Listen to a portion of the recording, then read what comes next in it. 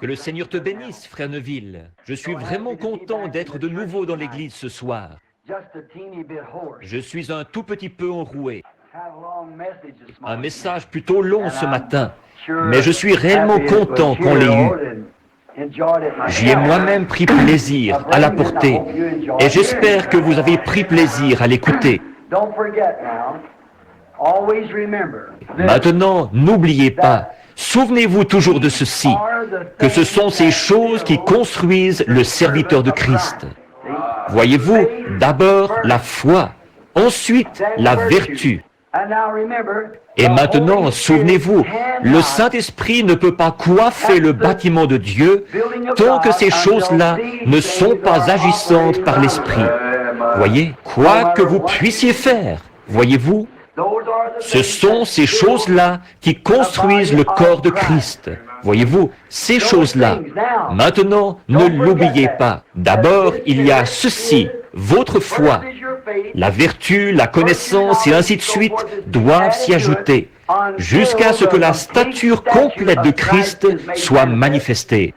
Et alors le Saint-Esprit descend sur elle et la scelle pour former un seul corps. Ces choses doivent être là.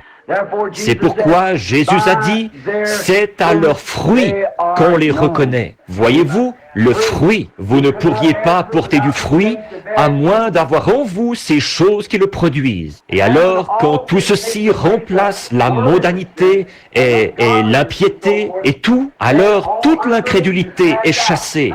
Alors toutes les choses du monde sont passées. Il ne reste plus alors qu'une nouvelle créature en Christ. Et alors, Éphésiens 4:30 dit, « N'attristez pas le Saint-Esprit de Dieu, par lequel vous avez été scellés pour le jour de votre rédemption. » Scellés dans le royaume de Dieu. Maintenant, n'oubliez pas cela. Retenez bien cela maintenant. Il faut d'abord ces choses-là. Ensuite, le scellement. C'est le Saint-Esprit, la coiffe qui nous scelle dans le corps. Nous avons une requête maintenant pour Sœur Little de Chicago. Son mari a eu un accident d'automobile et il est à l'article de la mort. Sœur Little. Et Edith Wright, notre petite sœur ici, que nous connaissons depuis si longtemps, elle est très malade à la maison ce soir. Et elle voulait que ce soit annoncé à l'église pour que nous puissions tous prier ensemble pour cette requête.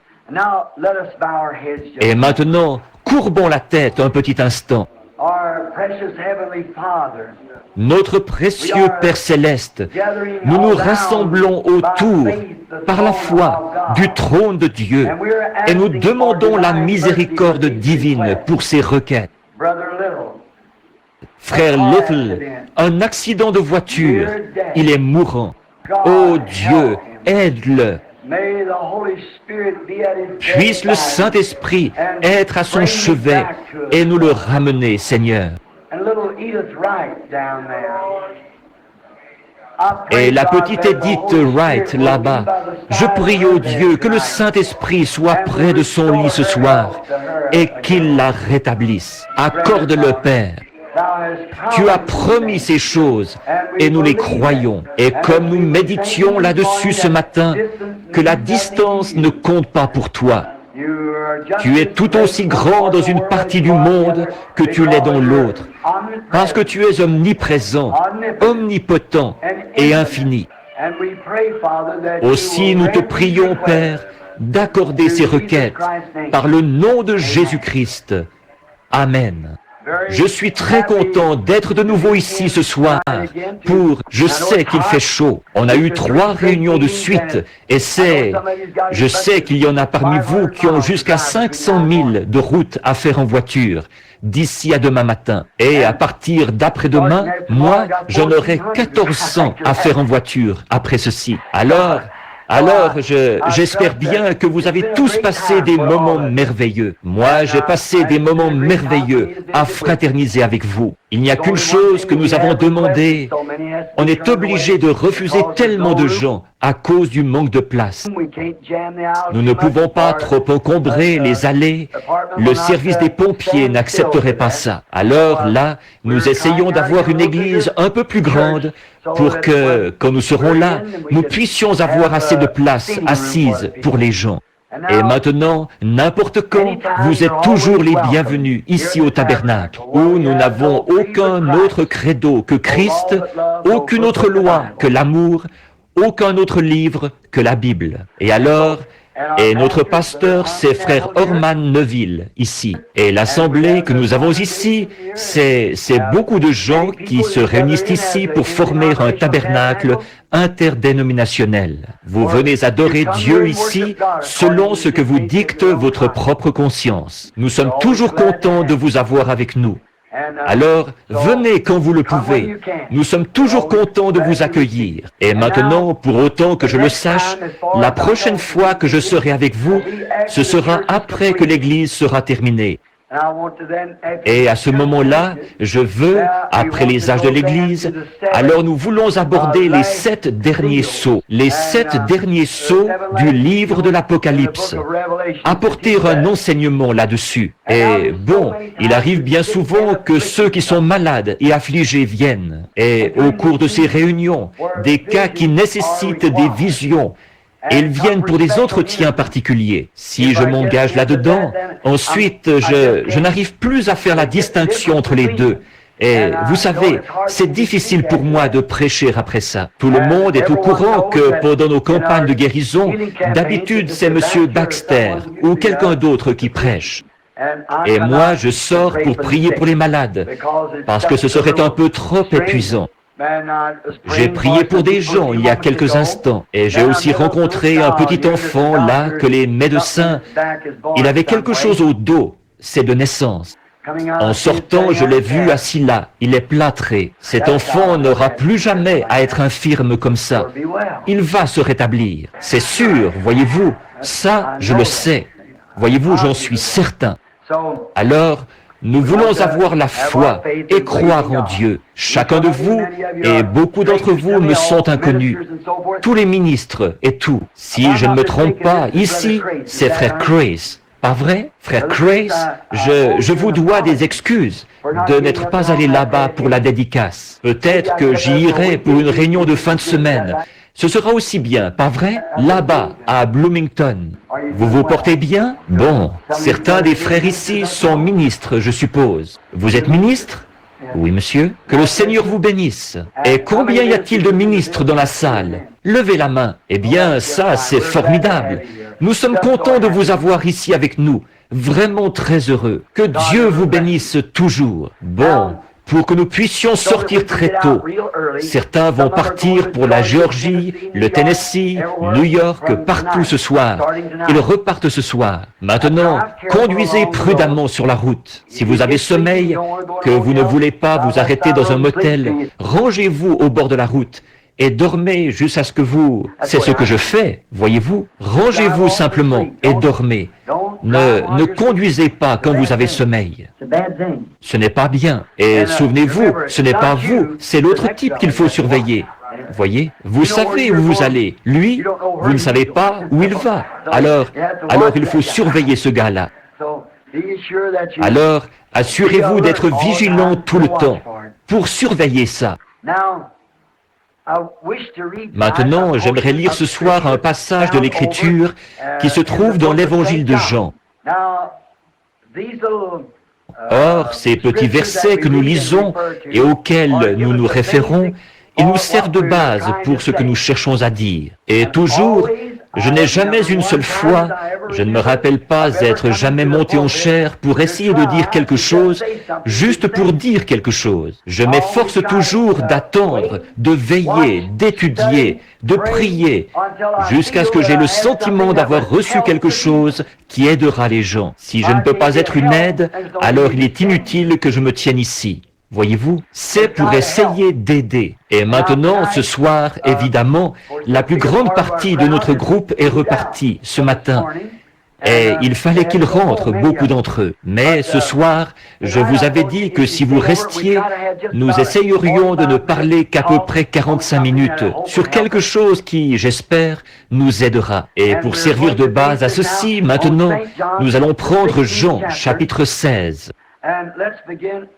Et commençons vers le verset 7 du chapitre 16 et lisons jusqu'au verset 15. Toutefois, je vous dis la vérité, il vous est avantageux que moi je m'en aille, car si je ne m'en vais, le Consolateur ne viendra pas à vous. Si je m'en vais, je vous l'enverrai. Et quand celui-là sera venu, il convaincra le monde de péché et de justice et de jugement. De péché, parce qu'il ne croit pas en moi. De justice, parce que je m'en vais à mon Père et que vous ne me voyez plus. De jugement, parce que le chef de ce monde est jugé. J'ai encore beaucoup de choses à vous dire, mais vous ne pouvez les supporter maintenant. Mais quand celui-là, l'Esprit de vérité, sera venu, il vous conduira dans toute la vérité. Car il ne parlera pas de par lui-même, mais il dira tout ce qu'il aura entendu, et il vous annoncera les choses qui vont arriver. Car celui-là me glorifiera, car il prendra de ce qui est à moi et vous l'annoncera. Tout ce qu'a le Père est à moi. C'est pourquoi j'ai dit qu'il prend du mien et qu'il vous l'annoncera. Maintenant, au verset 13, ici, « Mais quand l'Esprit de vérité sera venu, il vous conduira dans toute la vérité. Quand l'Esprit de vérité sera venu, il vous conduira dans toute la vérité. » La vérité, qu'est-ce que c'est? La parole. Car il parlera, il ne parlera pas de par lui-même, mais il dira ce qu'il aura entendu. Il dira ce qu'il aura entendu. Autrement dit, il sera celui qui révélera la chose. Vous voyez? Et au chapitre 4 de Hébreux, la Bible dit que la parole de Dieu est plus tranchante, plus efficace qu'une épée à deux tranchants, qu'elle discerne les pensées de l'esprit, du cœur. Voyez-vous, ce qu'il aura entendu, il le dira, et il vous annoncera les choses à venir. Voyez? Qu'est-ce qui va faire ça? Le Saint-Esprit qui viendra au nom du Seigneur Jésus. J'aimerais prendre les quelques minutes qui vont suivre pour attirer votre attention sur le mot « guide ». Un guide.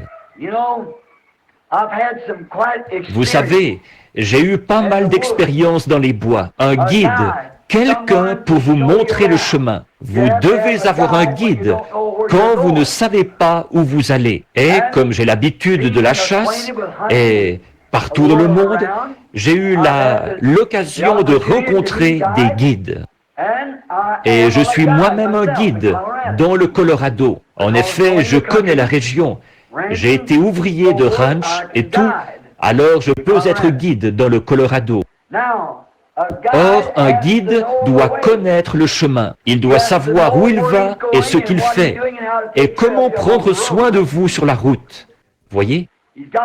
Il doit voir à ce que vous ne vous égariez pas. Un guide, c'est un homme qui a été sélectionné. C'est l'État qui sélectionne cet homme-là, s'il est un guide. Et maintenant, quand vous partez en excursion dans une région sauvage où vous n'avez peut-être pas l'habitude d'aller, il n'est pas bon que vous partiez sans en avoir un. Franchement, il y a des endroits où on ne peut même pas aller sans en avoir un. Par exemple, au Canada, le guide doit signer votre permis. C'est pour le garde-chasse. Il doit s'inscrire.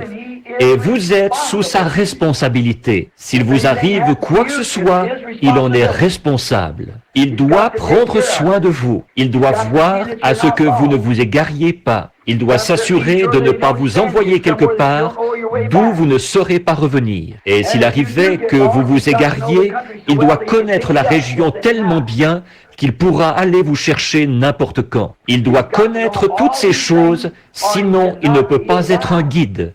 il ne peut pas obtenir un permis de guide. Pour ce genre de choses, parfois, il faut que vous preniez rendez-vous, que vous appeliez à l'avance et que vous preniez des dispositions, que vous ayez des réservations pour qu'on vous accompagne. Et si parfois son horaire est complet, il ne peut pas vous accompagner.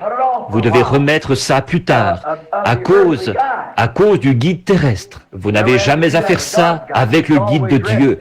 Il est toujours prêt, toujours prêt. Maintenant, si vous ne vous occupez pas de ces préparatifs et que vous comptez partir en excursion dans une région sauvage où vous n'êtes jamais allé auparavant, vous pourriez vous égarer et périr. Vous avez environ 1% des chances de sortir de cette région sauvage. C'est-à-dire, s'il n'est pas trop dense, vous auriez peut-être 1% des chances d'en sortir tout seul. Mais si c'est une région sauvage très vilaine, très éloignée, vous n'avez pas la moindre chance d'en sortir. Il n'y a aucun moyen d'en sortir parce que vous vous retrouvez en train de faire la marche de la mort.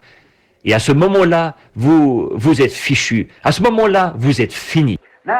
Alors, et vous périrez si vous n'avez pas un guide qui connaît la région et qui sait comment revenir.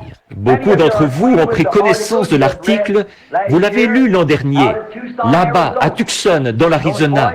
C'est Boy Scout. Pourtant, ils avaient reçu une formation pour savoir se débrouiller tout seuls. C'était des scouts. Et ce n'étaient pas de simples louveteaux, c'étaient des scouts, des vrais. Ils ont fait une excursion en montagne et une tempête de neige s'est levée. La nature a changé de position. Et là, ils se sont égarés et ils ont tous péri. C'est parce il y a eu une modification du cours normal des choses auxquelles ils étaient habitués. Ils ne savaient plus comment sortir. Et je ne sais plus combien de garçons ont péri dans la montagne. Bien qu'on y ait envoyé des hélicoptères et la milice et la garde nationale et des bénévoles et tout. Mais ils s'étaient égarés. Personne ne savait où ils étaient.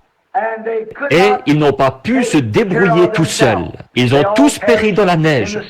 Parce qu'ils ne savaient plus s'ils se dirigeaient vers l'est, le nord, l'ouest ou l'est, s'ils montaient ou s'ils descendaient, ni rien. Pour eux, c'était tout pareil. Or, un guide sait où il est, quel que soit le temps qu'il fait.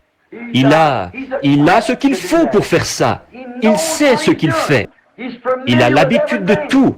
Il connaît l'aspect de tout. Il pourrait donc être dans l'obscurité et il pourrait tâter une certaine chose. Par exemple, voici un vieux truc de guide. Vous savez, si vous pouvez voir les étoiles, n'importe lequel d'entre vous, vous pouvez savoir dans quelle direction vous allez.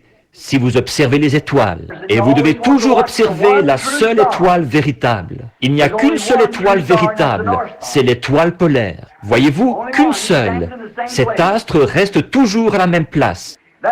Il représente Christ, le même hier, aujourd'hui et éternellement. Les autres pourraient s'éloigner du chemin, mais lui, il reste le même. Les églises pourraient vous entraîner dans cette direction-ci, ou d'autres vous entraîner dans cette direction-là.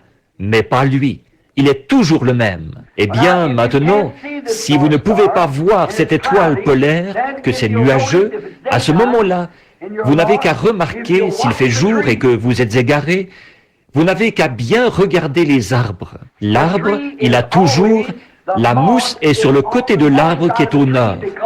Parce que le côté de l'arbre qui est au sud est plus exposé au soleil que le côté qui est au nord. Mais s'il fait nuit et que vous ne pouvez pas voir la mousse, si vous fermez les yeux sans chercher à réfléchir, fermez les yeux et trouvez un arbre à l'écorce lisse. Mettez vos mains autour de l'arbre comme ceci jusqu'à ce que vos doigts se rencontrent. Et alors, déplacez-vous très lentement en faisant le tour de l'arbre. Et quand vous toucherez un endroit où l'écorce est très épaisse, gercez, ça, c'est le côté du nord, les vents.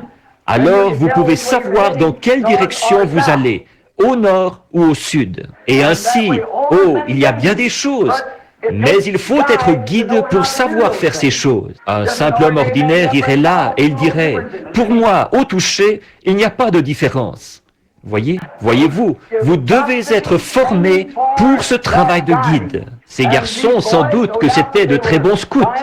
Ils savaient peut-être faire des nœuds, ils savaient peut-être faire du feu avec des cailloux, et ainsi de suite, comme ça. Mais de savoir par où sortir, c'est ça qu'il faut.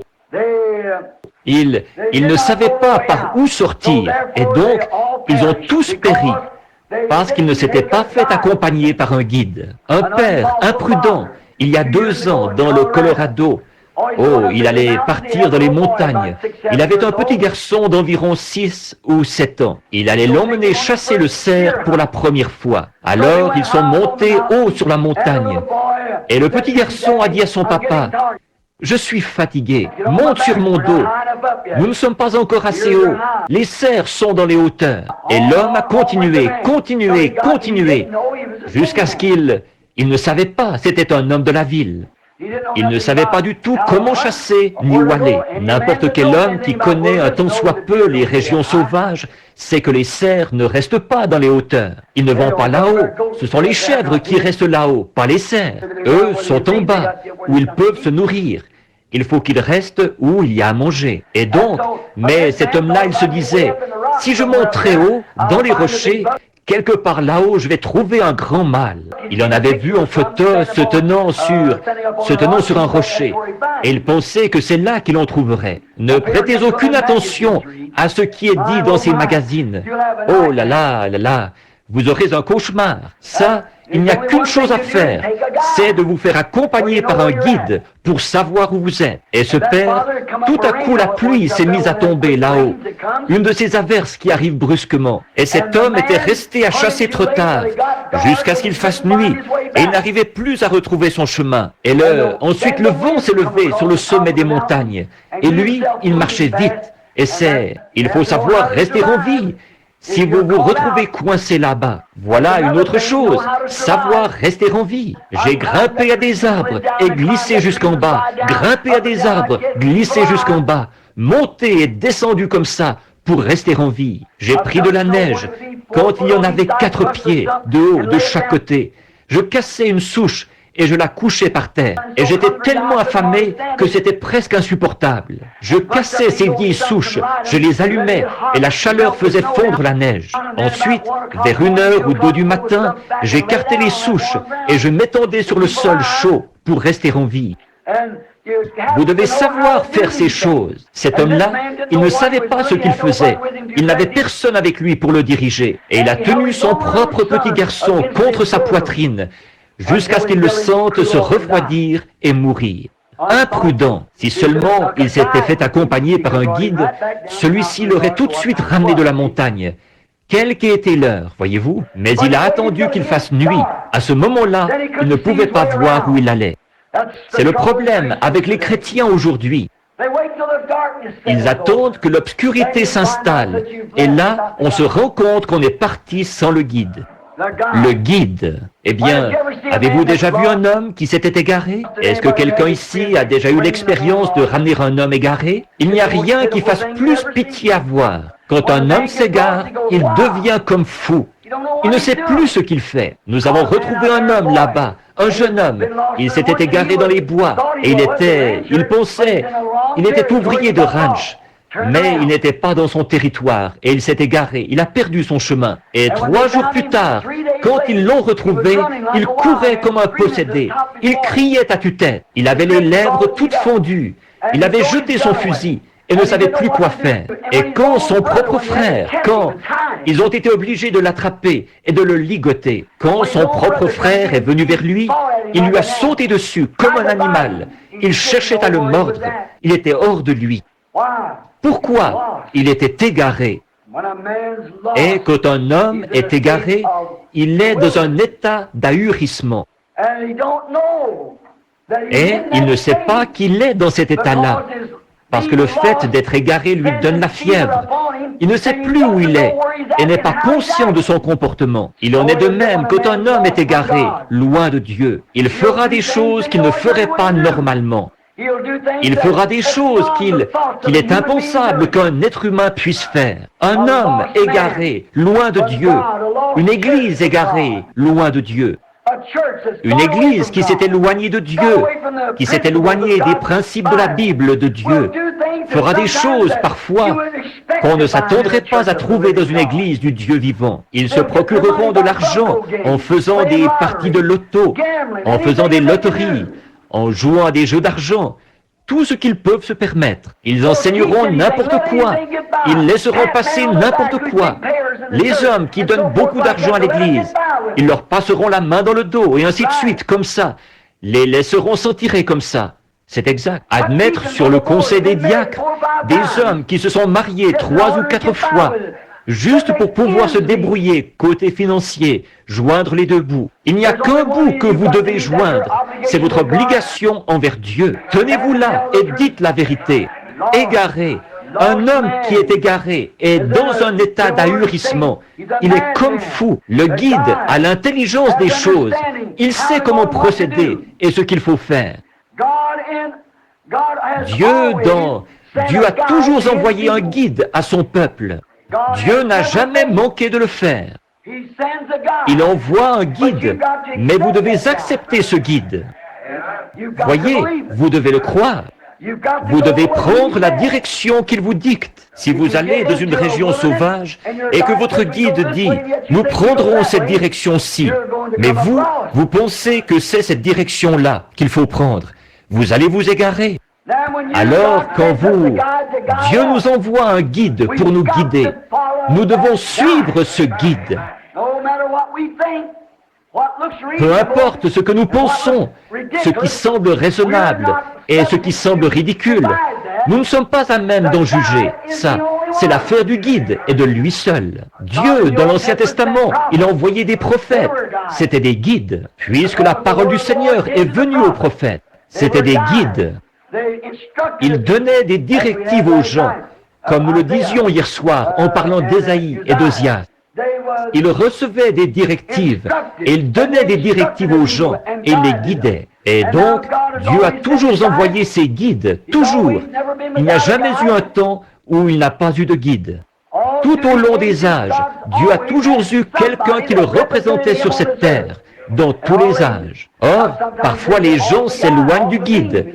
Ils déraillent, comme on dit. Quand Jésus était ici sur terre, vous vous en souvenez, n'est-ce pas, que Jésus a dit aux pharisiens, « Vous, guides aveugles, des guides aveugles, aveugles aux choses spirituelles. » Voyez? Or, ils étaient censés être des guides pour les gens, guidant les gens vers le salut. Mais Jésus a dit, vous êtes aveugles. Et il a dit, laissez-les, car si un aveugle conduit un aveugle, ne tomberont-ils pas tous deux dans la fosse? Des guides aveugles. Oh, combien le monde a été contaminé par cela, la conduite d'aveugles.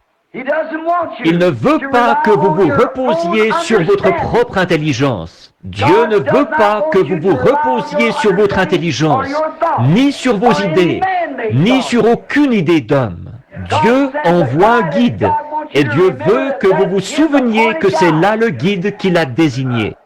Et nous devons nous souvenir de lui. Il est dit ici, Jésus a dit, « Je ne vous délaisserai pas, mais je prierai le Père, et il vous enverra un autre consolateur. » Et ce consolateur, quand il viendrait, il nous guiderait dans toute la vérité. Et la parole de Dieu est la vérité. Et la parole est Christ. Je suis le chemin, la vérité et la vie. Il est la parole. Au commencement était la parole, et la parole était avec Dieu, la parole était Dieu, et la parole a été faite chair, et elle a habité parmi nous. Alors, si nous suivons le vrai, le véritable guide, le Saint-Esprit, il devait nous dire ce qu'il avait vu, ce qu'il avait entendu, et il devait nous montrer les choses à venir. Amen. Voilà.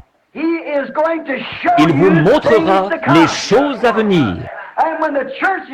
Et alors que les églises d'aujourd'hui rejettent cela, comment pouvons-nous nous attendre à jamais aller au ciel? Alors que le Saint-Esprit nous a été envoyé comme guide.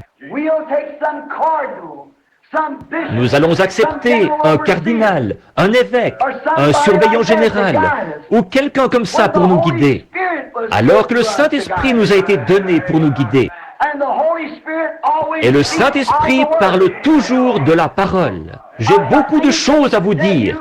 Vous ne pouvez pas les comprendre maintenant, mais quand il sera venu, il vous guidera vers elle. Voilà pourquoi il y a eu les sceaux.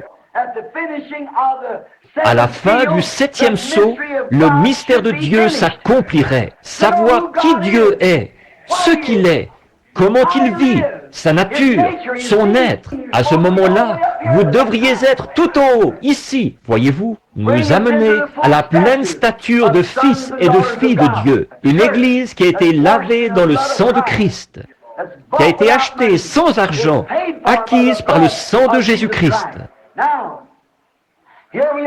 Alors, nous y voilà, un guide, et il est le guide auquel Dieu a pourvu. Or, nous traversons une région sauvage, nous sommes en route vers quelque part, et nous ne pouvons pas nous débrouiller sans ce guide. Que personne ne s'avise d'essayer d'y substituer un autre guide. Si vous le faites, celui-là vous sortira des rangs. Ce guide-ci, il connaît le chemin. Il connaît chaque pouce du chemin. Il connaît chaque pensée qu'il y a dans votre cœur. Il connaît tout le monde qui est ici. Il sait qui vous êtes et ce que vous avez fait et tout à votre sujet. Il est le guide de Dieu, le Saint-Esprit, et il vous révélera des choses.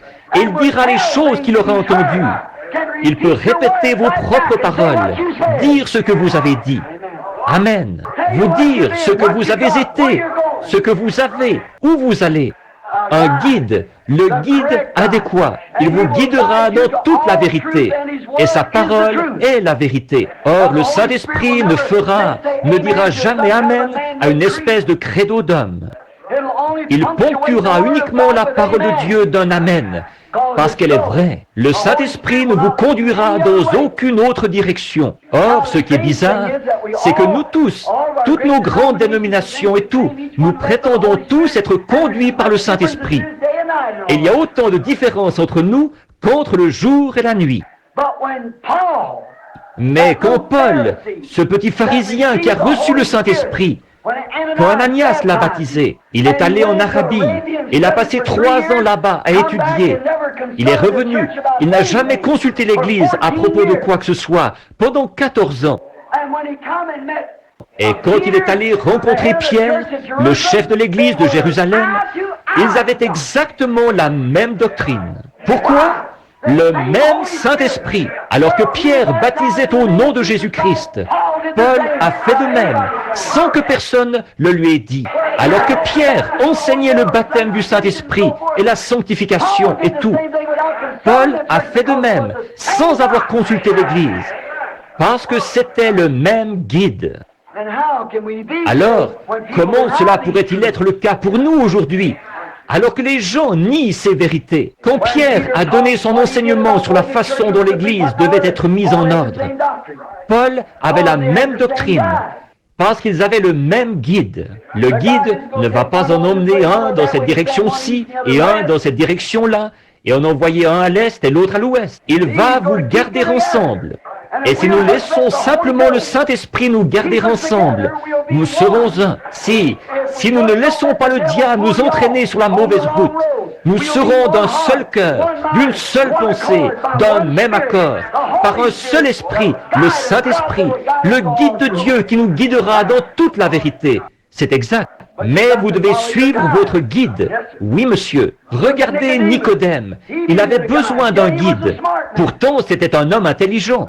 C'était un docteur d'environ 80 ans. Il faisait partie des pharisiens ou des tribunaux du Sanhédrin, du conseil, de l'association pastorale. C'était un de leurs hommes les plus importants, un docteur d'Israël, un maître en la matière. Pensez-y, passer maître dans l'art de l'enseignement.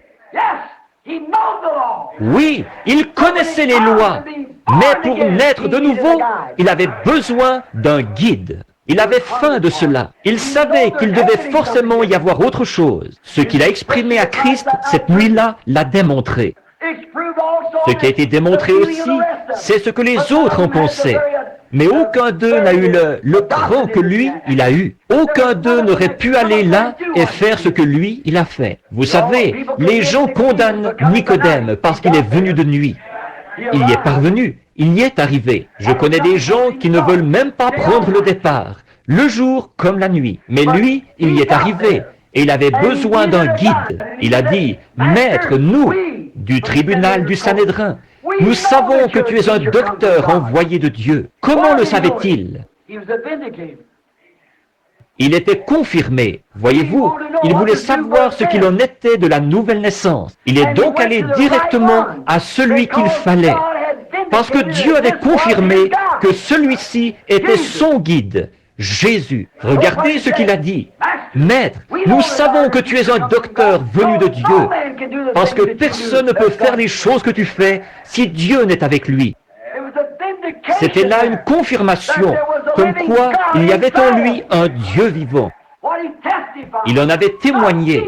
Ce n'est pas moi qui fais les œuvres, c'est mon Père qui demeure en moi. En vérité, je vous le dis, le Fils ne peut rien faire de lui-même, mais ce qu'il voit faire au Père, le Fils aussi le fait pareillement. Le Père agit, et moi aussi j'agis jusqu'à maintenant. Autrement dit, Dieu lui montrait quoi faire, et il allait tout simplement reproduire les gestes. Il ne faisait rien tant que Dieu ne lui avait pas dit de le faire.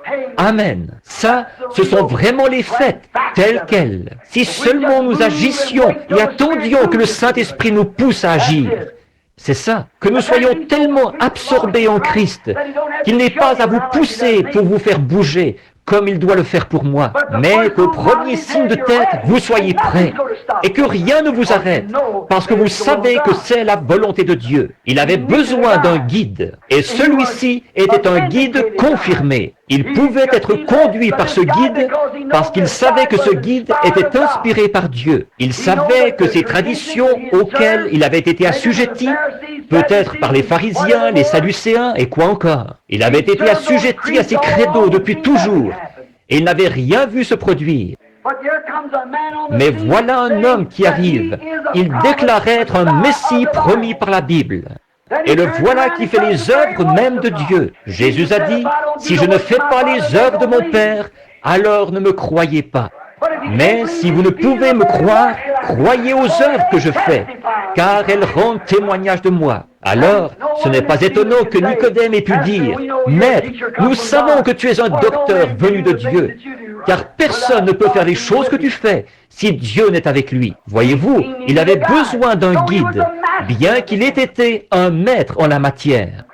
Il était un maître de son Église. Il était revêtu d'une dignité. Et il occupait des positions importantes. C'était un grand homme. Sans doute qu'il était respecté de tous, d'un bout à l'autre du pays. Mais pour naître de nouveau, il avait besoin d'un guide. Nous aussi, nous en avons besoin. Oui, nous avions besoin d'un guide.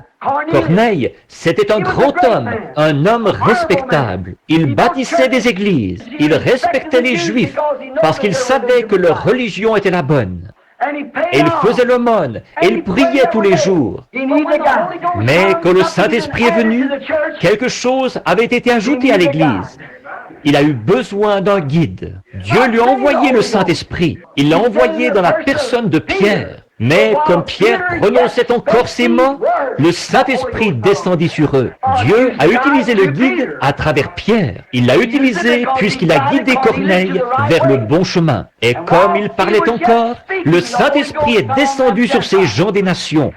Alors il a dit, peut-on refuser l'eau du baptême à ces gens ? Voyez-vous, c'était encore le guide qui parlait, et non Pierre. En effet, c'était un groupe de Juifs ou de gens des nations impurs, souillés selon lui. Alors, il ne voulait même pas y aller. Mais le guide a dit, je t'envoie, vous faites des choses que vous n'auriez pas pensé faire.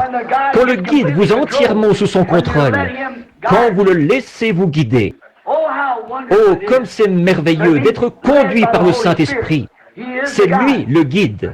Bien, il a parlé à Pierre et lui a dit ce qu'il devait faire. Ensuite, quand ils ont tous reçu le Saint-Esprit, il a dit, nous ne pouvons refuser l'eau étant donné que ceux-ci ont reçu le Saint-Esprit aussi bien que nous au commencement. Et ils les ont baptisés au nom du Seigneur Jésus. Or, qui l'a conduit à faire ça? le guide qui était en lui. Jésus ne leur avait-il pas dit, ne vous inquiétez pas de ce que vous direz. En effet, ce n'est pas vous qui parlerez, c'est le Père qui demeure en vous, c'est lui qui parlera. L'eunuque qui revenait de Jérusalem. Dieu avait un guide dans le monde à ce moment-là, le Saint-Esprit. Et il avait un homme là-bas qui était rempli de ce guide. Il n'était même pas prédicateur. Il était un peu comme un diacre. Il était là-bas, il guérissait les malades, il chassait les démons, et il causait beaucoup d'émoi. Il y avait une grande joie dans la ville. Des centaines de gens s'étaient rassemblés autour de lui. Et le guide a dit, n'allons pas plus loin, allons de cet autre côté. Il n'a pas contesté avec son guide. Ne contestez jamais la parole de votre guide. Suivez-le. Sinon, vous allez vous égarer. Et souvenez-vous, quand vous le quittez, vous vous retrouvez fin seul. Donc, nous voulons rester près du guide. Alors, en cours de route, il a dit, « Quitte maintenant ce groupe, Philippe, et va-t'en dans le désert, où il n'y a personne. Mais je t'envoie là-bas, et il y aura quelqu'un là-bas quand je t'y aurai emmené. » Et voilà un eunuque solitaire qui arrive. C'était un homme important, au service de la reine, là-bas en Éthiopie. Donc, il passait par là en lisant le livre d'Ésaïe. Et le guide a dit, « Approche-toi du char. » Et il a dit, « Comprends-tu ce que tu lis ?» Il a dit, « Comment pourrais-je comprendre? Il n'y a personne pour me guider. » Oh là là! Mais Philippe, il avait le guide. Amen. Et il a commencé par ce passage et lui a annoncé la bonne nouvelle de Christ. Amen. Le guide. Il ne lui a pas parlé d'un credo, il lui a parlé du guide, Christ. Et il l'a baptisé dans l'eau là-bas. Assurément.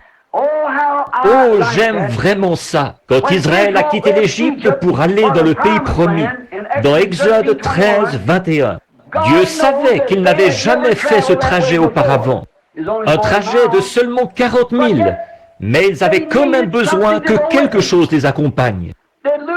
Ils se seraient égarés. Alors Dieu leur a envoyé un guide. Exode 13, 21. Quelque chose comme ceci. J'envoie mon ange devant vous, la colonne de feu, pour vous garder dans le chemin, pour les guider jusque dans ce pays promis. Et les enfants d'Israël suivaient ce guide, la colonne de feu la nuit, la nuée pendant le jour. Quand elle s'arrêtait, il s'arrêtait. Quand elle faisait route, il faisait route. Et quand il les a eu emmenés près du pays et qu'ils n'étaient pas dignes d'y entrer, il les a conduits dans le désert de nouveau. Il ne voulait pas y entrer avec eux. C'est ce qui se passe pour l'Église aujourd'hui. C'est sans doute la patience de Dieu aujourd'hui, comme à l'époque de Noé. L'Église serait déjà partie si elle s'était tout simplement redressée et mise en ordre. Mais il est obligé de nous entraîner ici et là, ici et là, ici et là. Israël était bien loin de s'en douter quand il poussait des cris en voyant les soldats morts de l'Égypte, les chevaux noyés, les chars de Pharaon renversés. Ils avaient remporté la victoire. Moïse était dans l'esprit. Il chantait dans l'esprit. Marie dansait dans l'esprit. Et les filles d'Israël couraient de long en large sur la côte, en poussant des cris, en dansant. Ils n'étaient qu'à une distance de quelques jours du lait et du miel. Ils étaient bien loin de se douter que, parce qu'ils se sont mis à rouspéter contre Dieu et contre le guide, ils en auraient encore pour 40 ans. Et nous nous retrouvons dans le même état. En partant d'ici, je vais à Shreveport. Le Saint-Esprit est descendu il y a 50 ans, au jour d'Action de grâce, en Louisiane, au jour d'Action de grâce. Comme l'Église a perdu du terrain depuis le temps. Vous rendez-vous compte que l'Église catholique romaine, à ses débuts, c'était l'Église pentecôtiste? C'est la vérité, c'est exact. C'était une église pentecôtiste.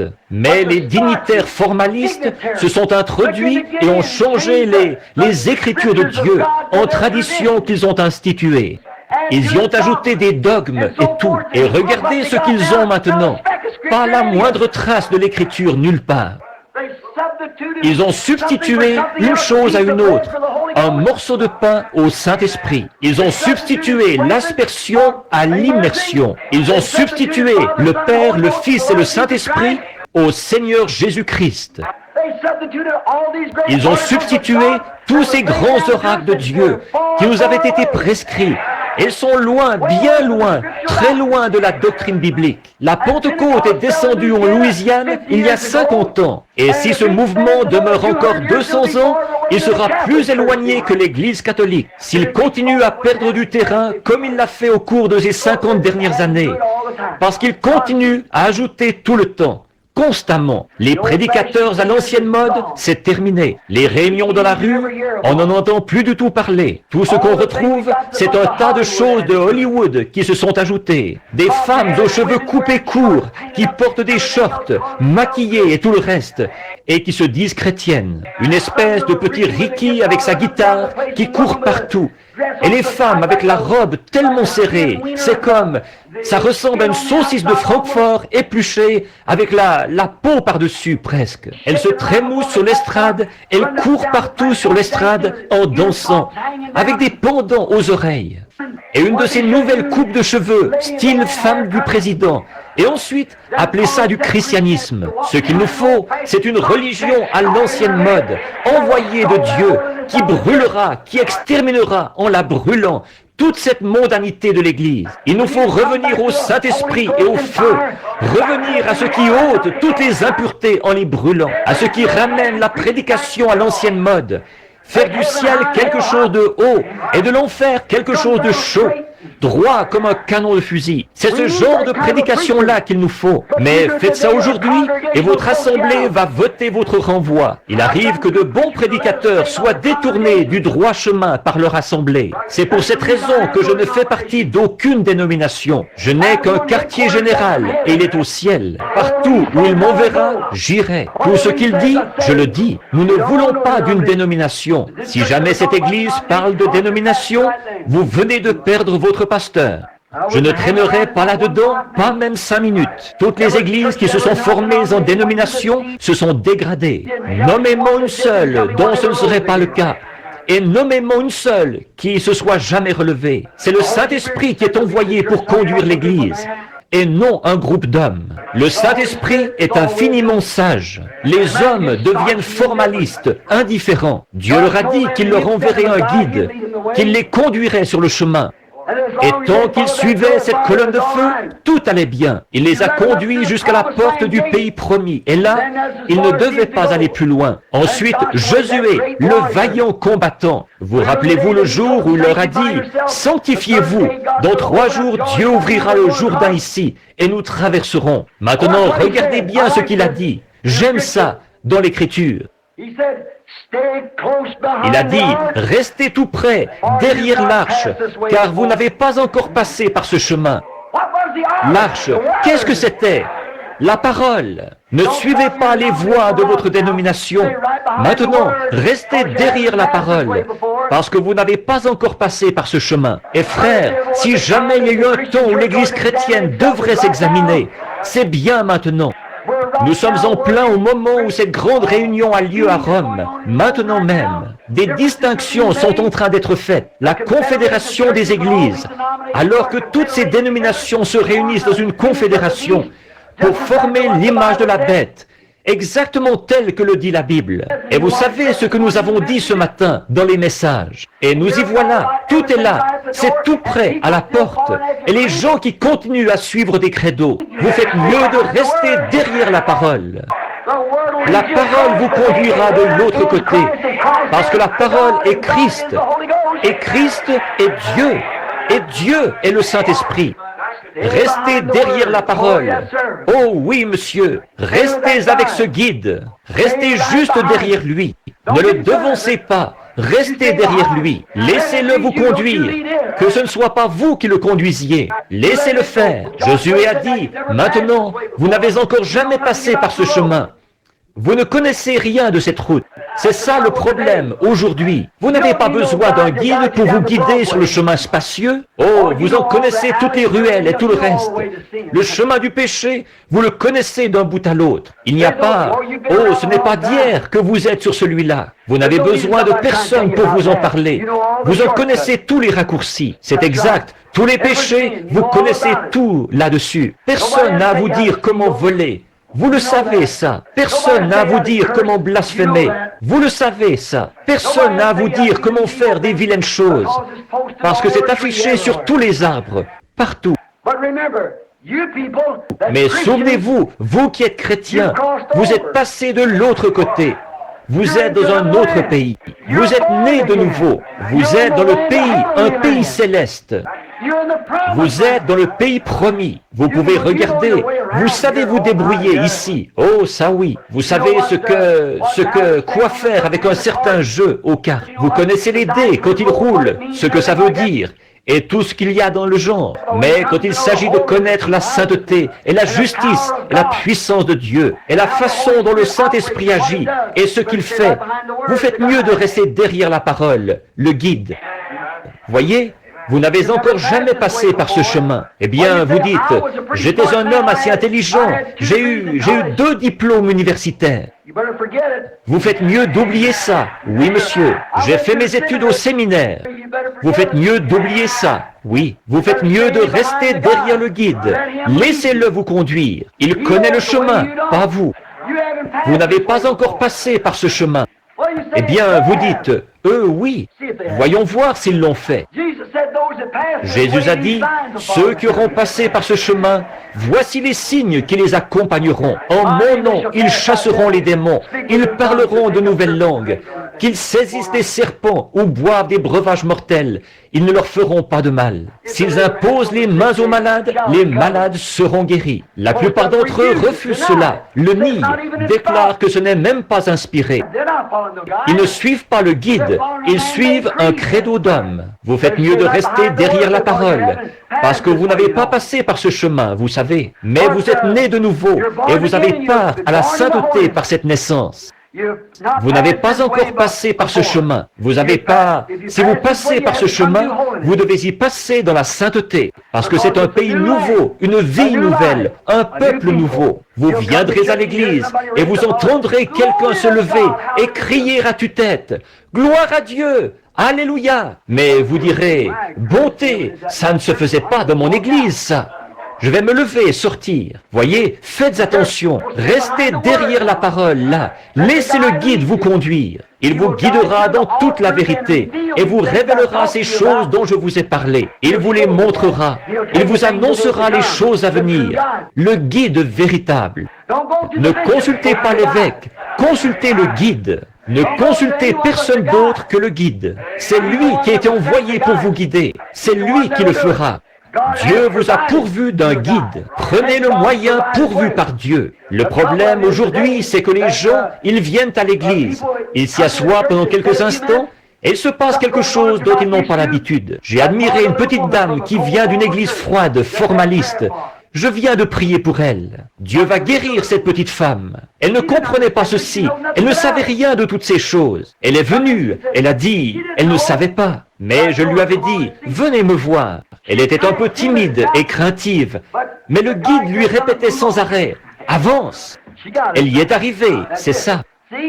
Voyez-vous, c'est grâce au Saint-Esprit qui nous guide vers ces choses. Voyez-vous, Dieu a un moyen auquel il a pourvu. Est-ce que vous avez-vous remarqué les oies sauvages qui passent au-dessus de nous?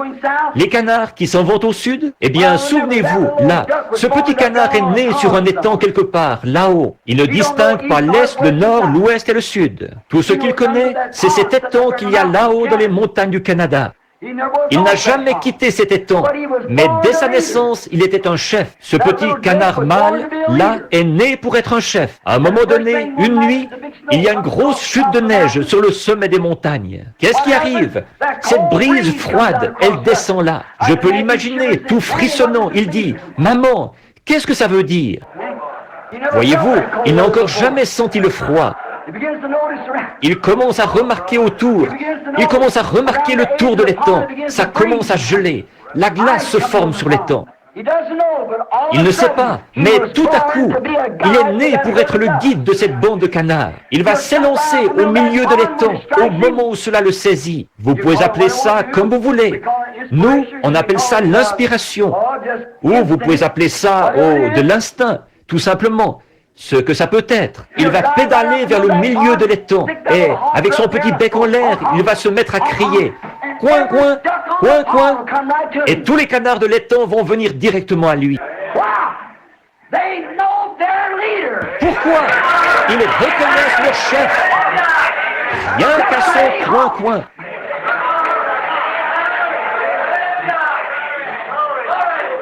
Si la trompette rend un son confus, qui pourra se préparer au combat?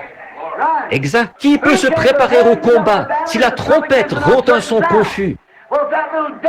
Eh bien, si ce petit canard rend un coin-coin confus, qui va se préparer à l'envol? Ce petit canard-là, avec son petit bec en l'air, là, il va pousser son cri. Coin-coin, coin-coin. Et tous les petits canards vont venir à lui. Coin, coin, coin, coin.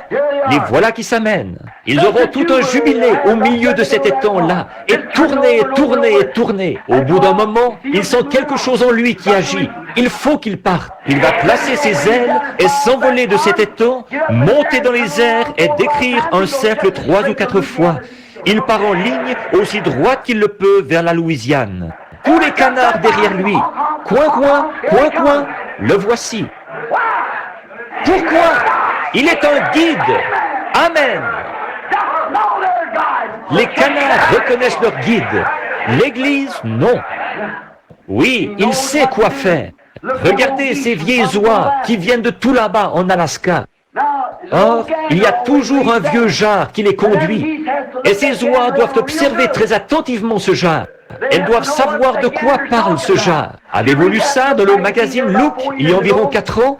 Il y avait un vieux jar, une fois, qui ne savait pas ce qu'il faisait.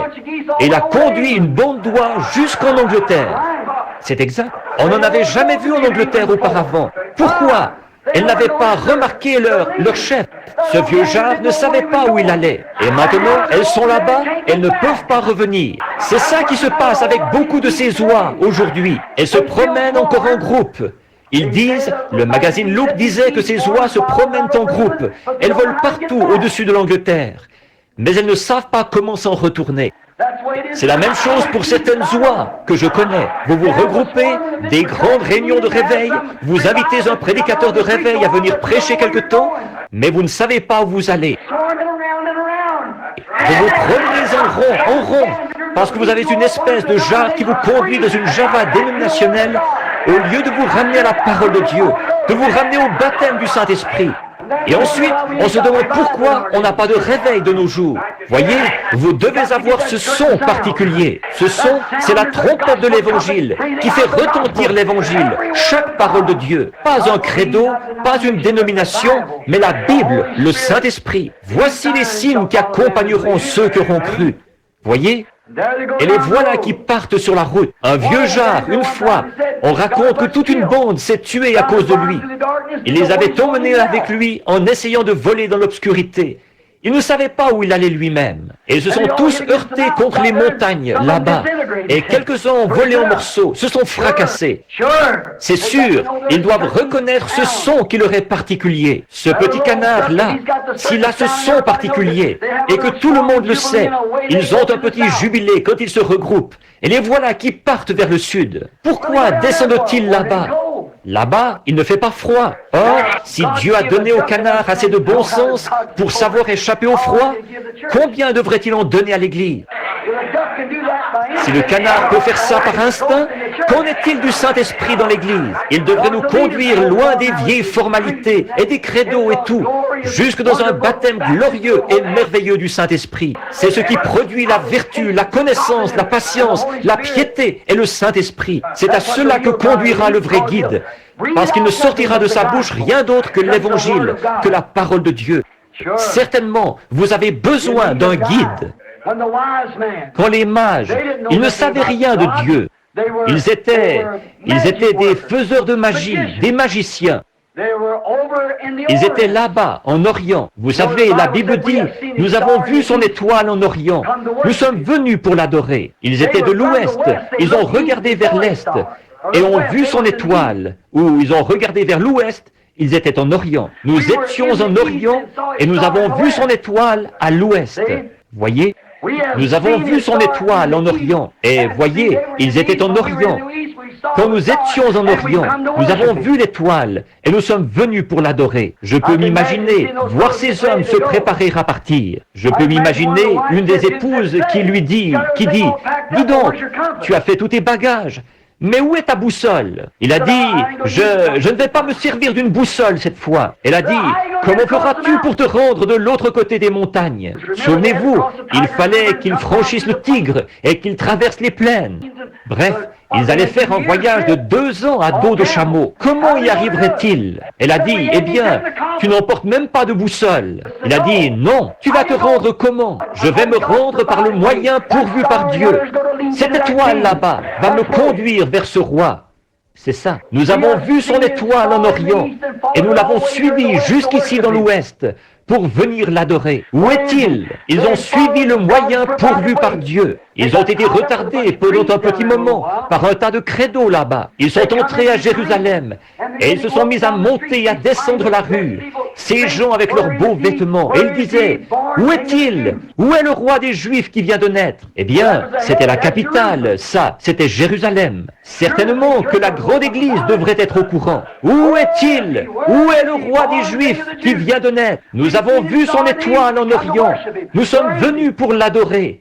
Où est-il? Mais ils sont allés consulter le pasteur un tel et le souverain sacrificateur un tel. Aucun d'eux n'était au courant. Mais il est né, celui qui est le roi des Juifs. Où est-il? Ils ne savaient pas. Par contre, il y avait un groupe de bergers là-bas, sur le versant d'une colline, qui jubilaient au possible. Oui, monsieur.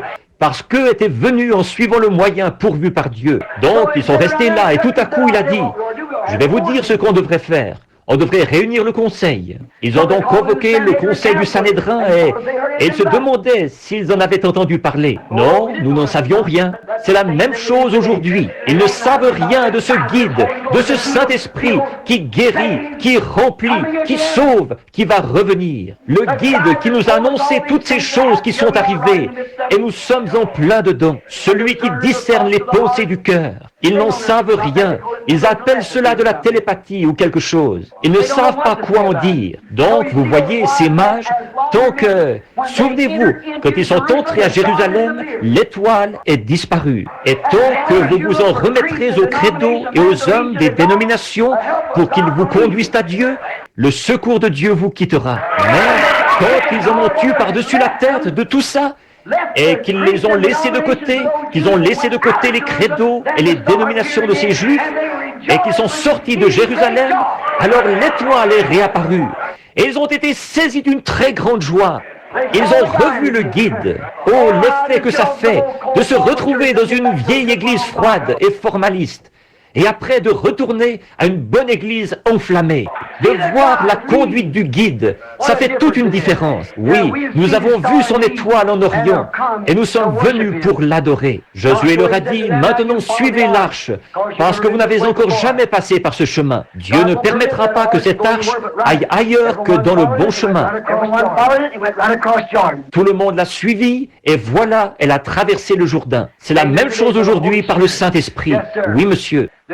La seule façon pour nous de savoir s'il s'agit du Saint-Esprit ou pas, nous en voyons les manifestations qui confirment la parole de Dieu. Il n'y a pas longtemps, là, un groupe de frères avait du sang et de l'huile. Bon, c'est en ordre. Si c'est comme ça qu'ils veulent faire. À mon avis, ce n'est pas une confirmation, ça. Il faut une confirmation par l'Écriture. Voyez-vous, pourvu que cela confirme ce que Dieu a dit, c'est en ordre. Il disait, c'est pour ça que vous avez le Saint-Esprit, c'est parce que vous avez eu de l'huile dans la main. Or ça, je ne peux pas l'accepter. Voyez? Non, je ne crois pas que l'huile ait quoi que ce soit à y voir. Et si ce sang-là va guérir et donner le salut, qu'est-il arrivé au sang de Jésus-Christ? Si cette huile-là guérit, qu'en est-il de ces meurtrissures? Voyez? J'aime que c'est le guide qui vient, qui vous conduit à la vérité de la parole. À ce moment-là, vous savez que vous vous dirigez droit vers le but et que vous êtes prêt pour le compte à rebours. C'est exact. Vous vous préparez à vous envoler. Oui, monsieur. Oui, parce que quoi? Le guide est celui qui rend la chose réelle. J'ai un passage de l'Écriture ici. J'avais donné ces passages de l'Écriture, mais je voudrais lire celui-ci. C'est 2 Pierre, chapitre 1, verset 21.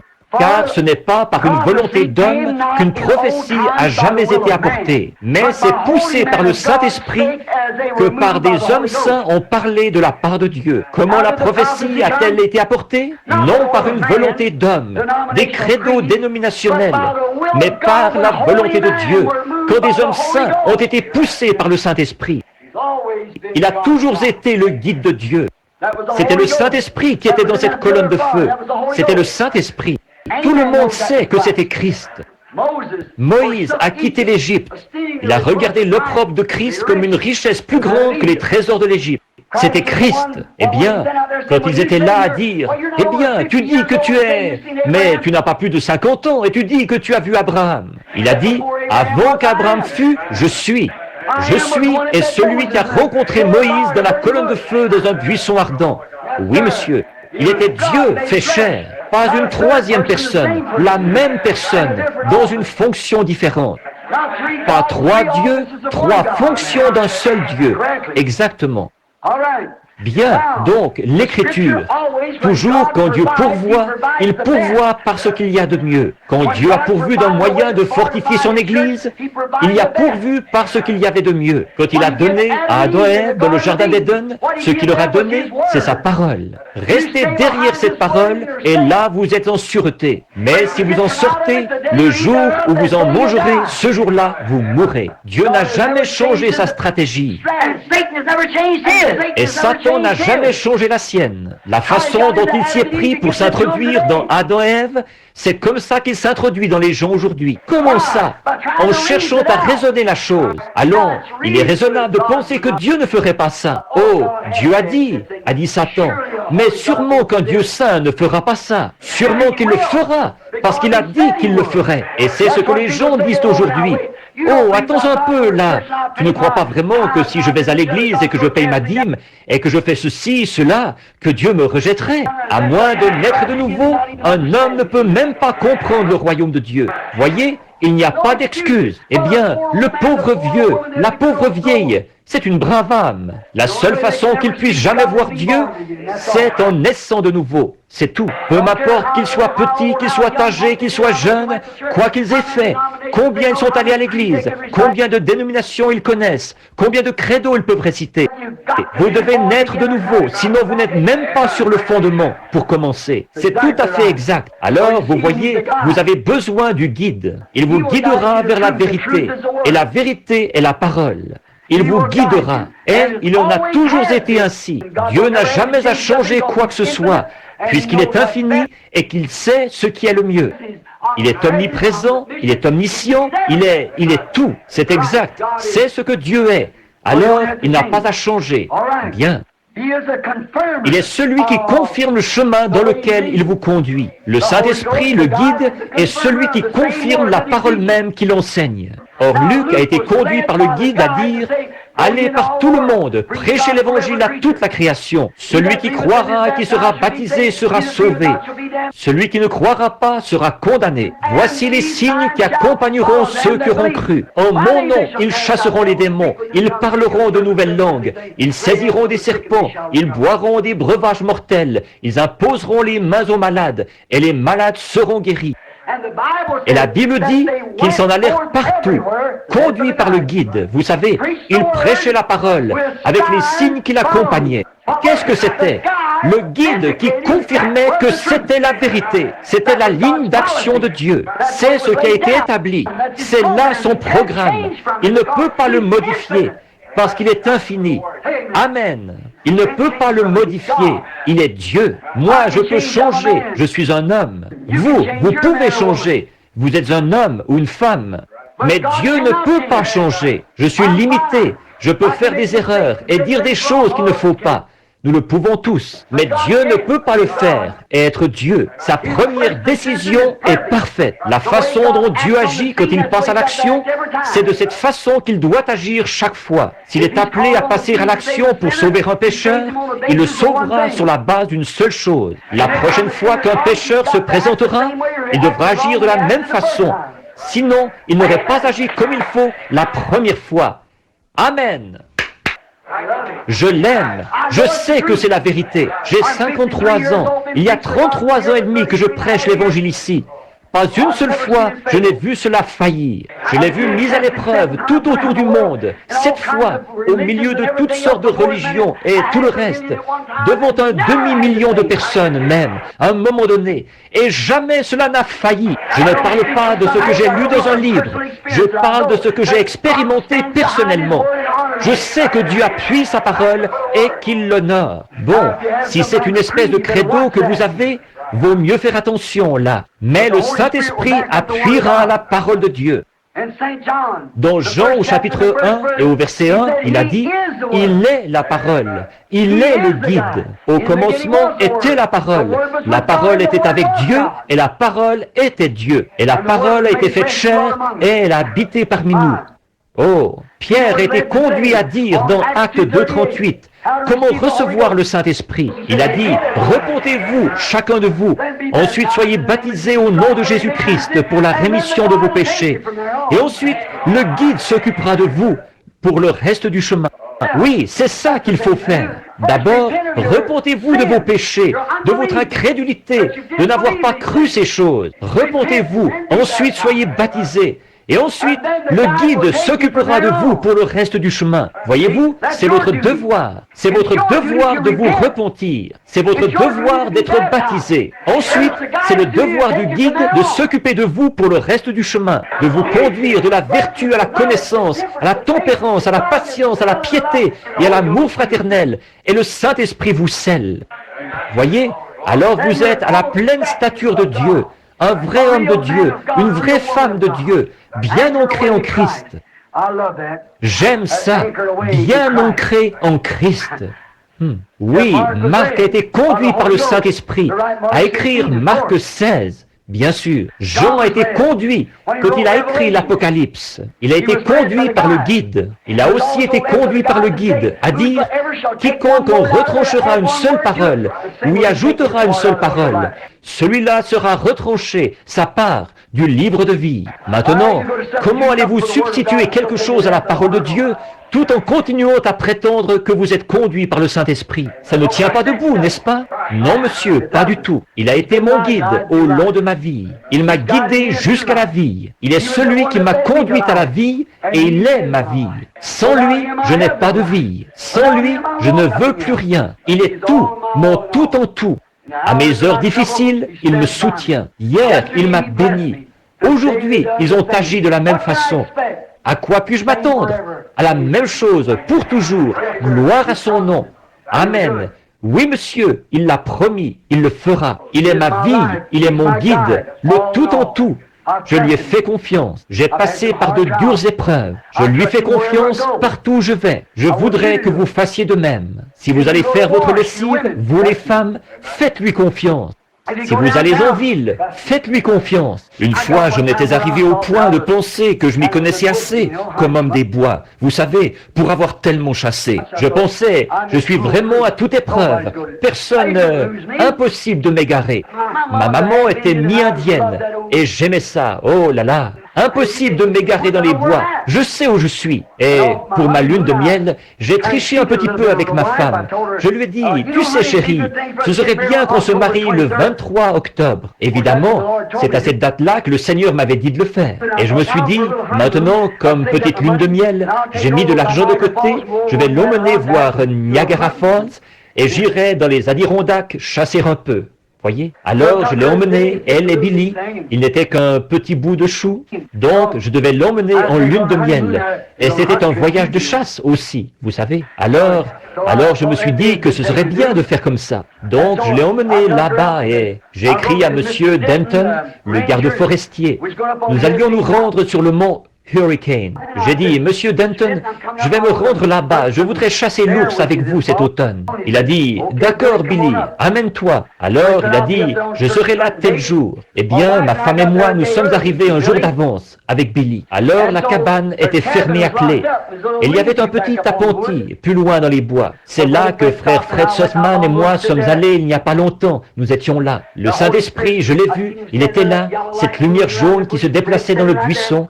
et Fred était là. Il a dit, viens par ici, à l'écart, je veux te parler.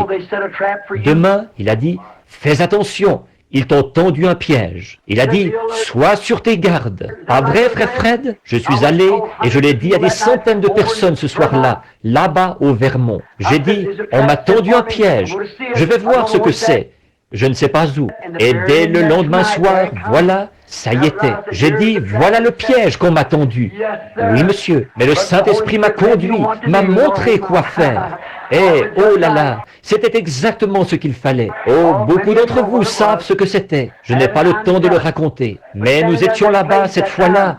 Et il avait commencé à faire froid ce jour-là. Monsieur Denton allait arriver le lendemain. J'ai dit, tu sais chérie, ce serait bien si je pouvais rentrer à la maison en rapportant un grand cerf. J'ai dit, j'étais obligé d'économiser mes sous et nous venons de nous marier. Et j'ai dit, nous aurions notre viande pour l'hiver si je faisais un peu de chasse aujourd'hui. Elle a dit, eh bien, vas-y Billy. Elle a dit, maintenant n'oublie pas, je ne suis jamais venu ici dans les bois. Elle a dit, elle était à environ 25 000 là, dans les montagnes. Vous savez, alors elle a dit, je ne m'y connais pas du tout. Elle a dit, alors j'ai dit, eh bien, tu te souviens là, il y a 2 ans, j'ai tué ces 3 ours. C'était juste de l'autre côté de la montagne là-bas. Et j'ai dit, maintenant je vais attraper un gros cerf et on va avoir de l'ours. Et j'ai dit, on aura notre viande pour l'hiver. Bon, ça sonnait assez bien ça, vous savez. On avait cueilli des mûres et on s'était procuré le charbon qu'il nous fallait pour cet hiver-là.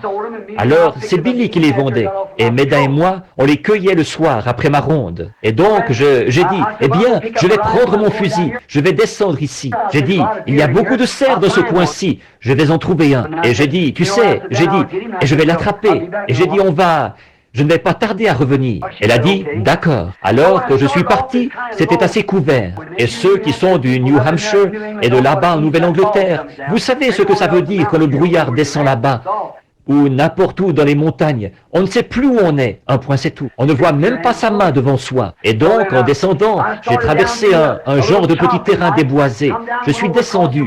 J'ai traversé de l'autre côté de la crête. Je suis remonté. J'ai remarqué une panthère. C'est comme ça que vous appelez ça dans cette région-ci. Dans l'ouest, on appelle ça un cougar. Là-bas, ils appellent ça un lion de montagne.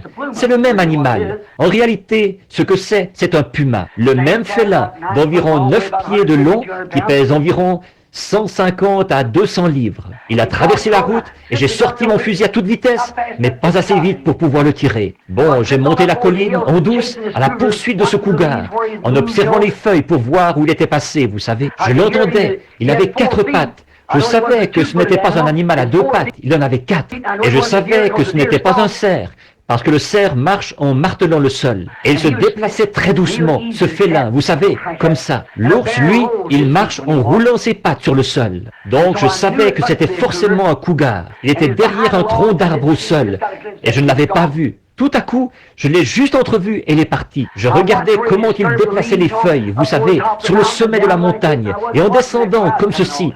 Je ne faisais pas attention à ce nuage qui descendait tout le temps, vous savez, qui descendait, le brouillard. Je suis descendu doucement, j'ai traversé une grande vallée, et je suis entré dans la forêt des géants en suivant ce cougar. Je me disais, je vais finir par l'attraper. Je voyais un endroit, je montais sur une hauteur, et je regardais partout, comme ça. Je jetais un coup d'œil furtif pour voir si je pouvais le voir.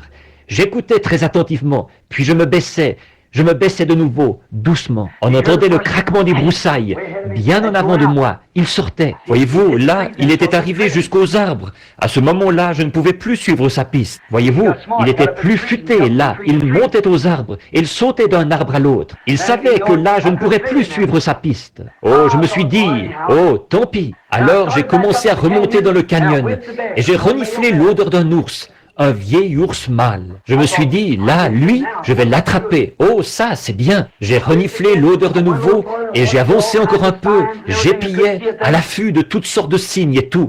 Je ne voyais absolument rien. J'ai fait demi-tour pour redescendre. Je suis retourné de l'autre côté de la montagne. C'est là que j'ai commencé à remarquer, il y avait un peu de brouillard. Et j'ai reniflé encore son odeur. Il était quelque part dans l'air. J'ai dit, non, là, ce qui s'est passé, c'est que le vent venait de cette direction-ci. Et l'odeur de l'ours venait de là, de cette direction-là.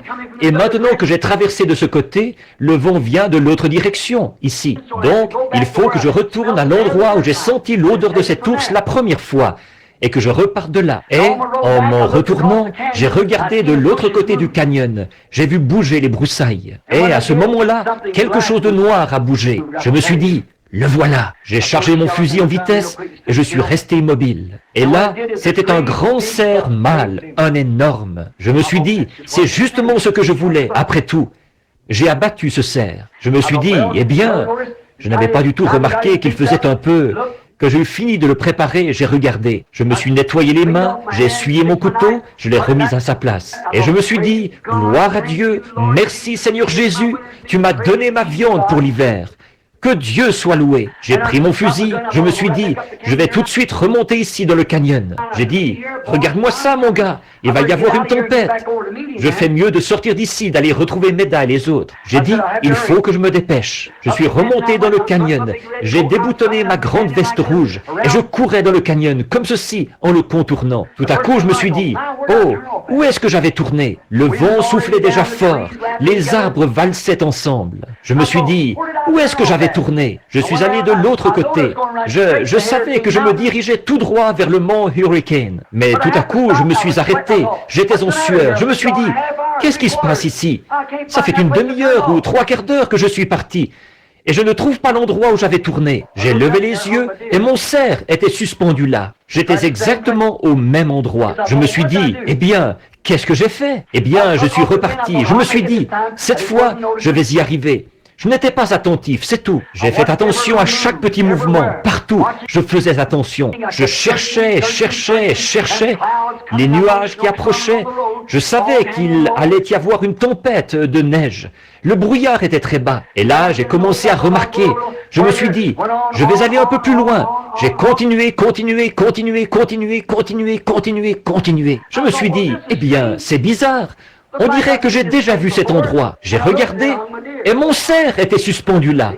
Voyez, savez-vous ce que je faisais? Les Indiens appellent ça la marche de la mort. Voyez-vous, vous marchez en décrivant un cercle, vous tournez et tournez. Eh bien, je me croyais trop bon guide pour jamais m'égarer. Voyez-vous, on n'avait pas besoin de me dire quoi que ce soit des bois. Je savais me débrouiller. Voyez, je suis reparti. Je disais, impossible que je fasse cette erreur. Et je suis encore revenu. Je suis monté un peu plus haut dans le canyon.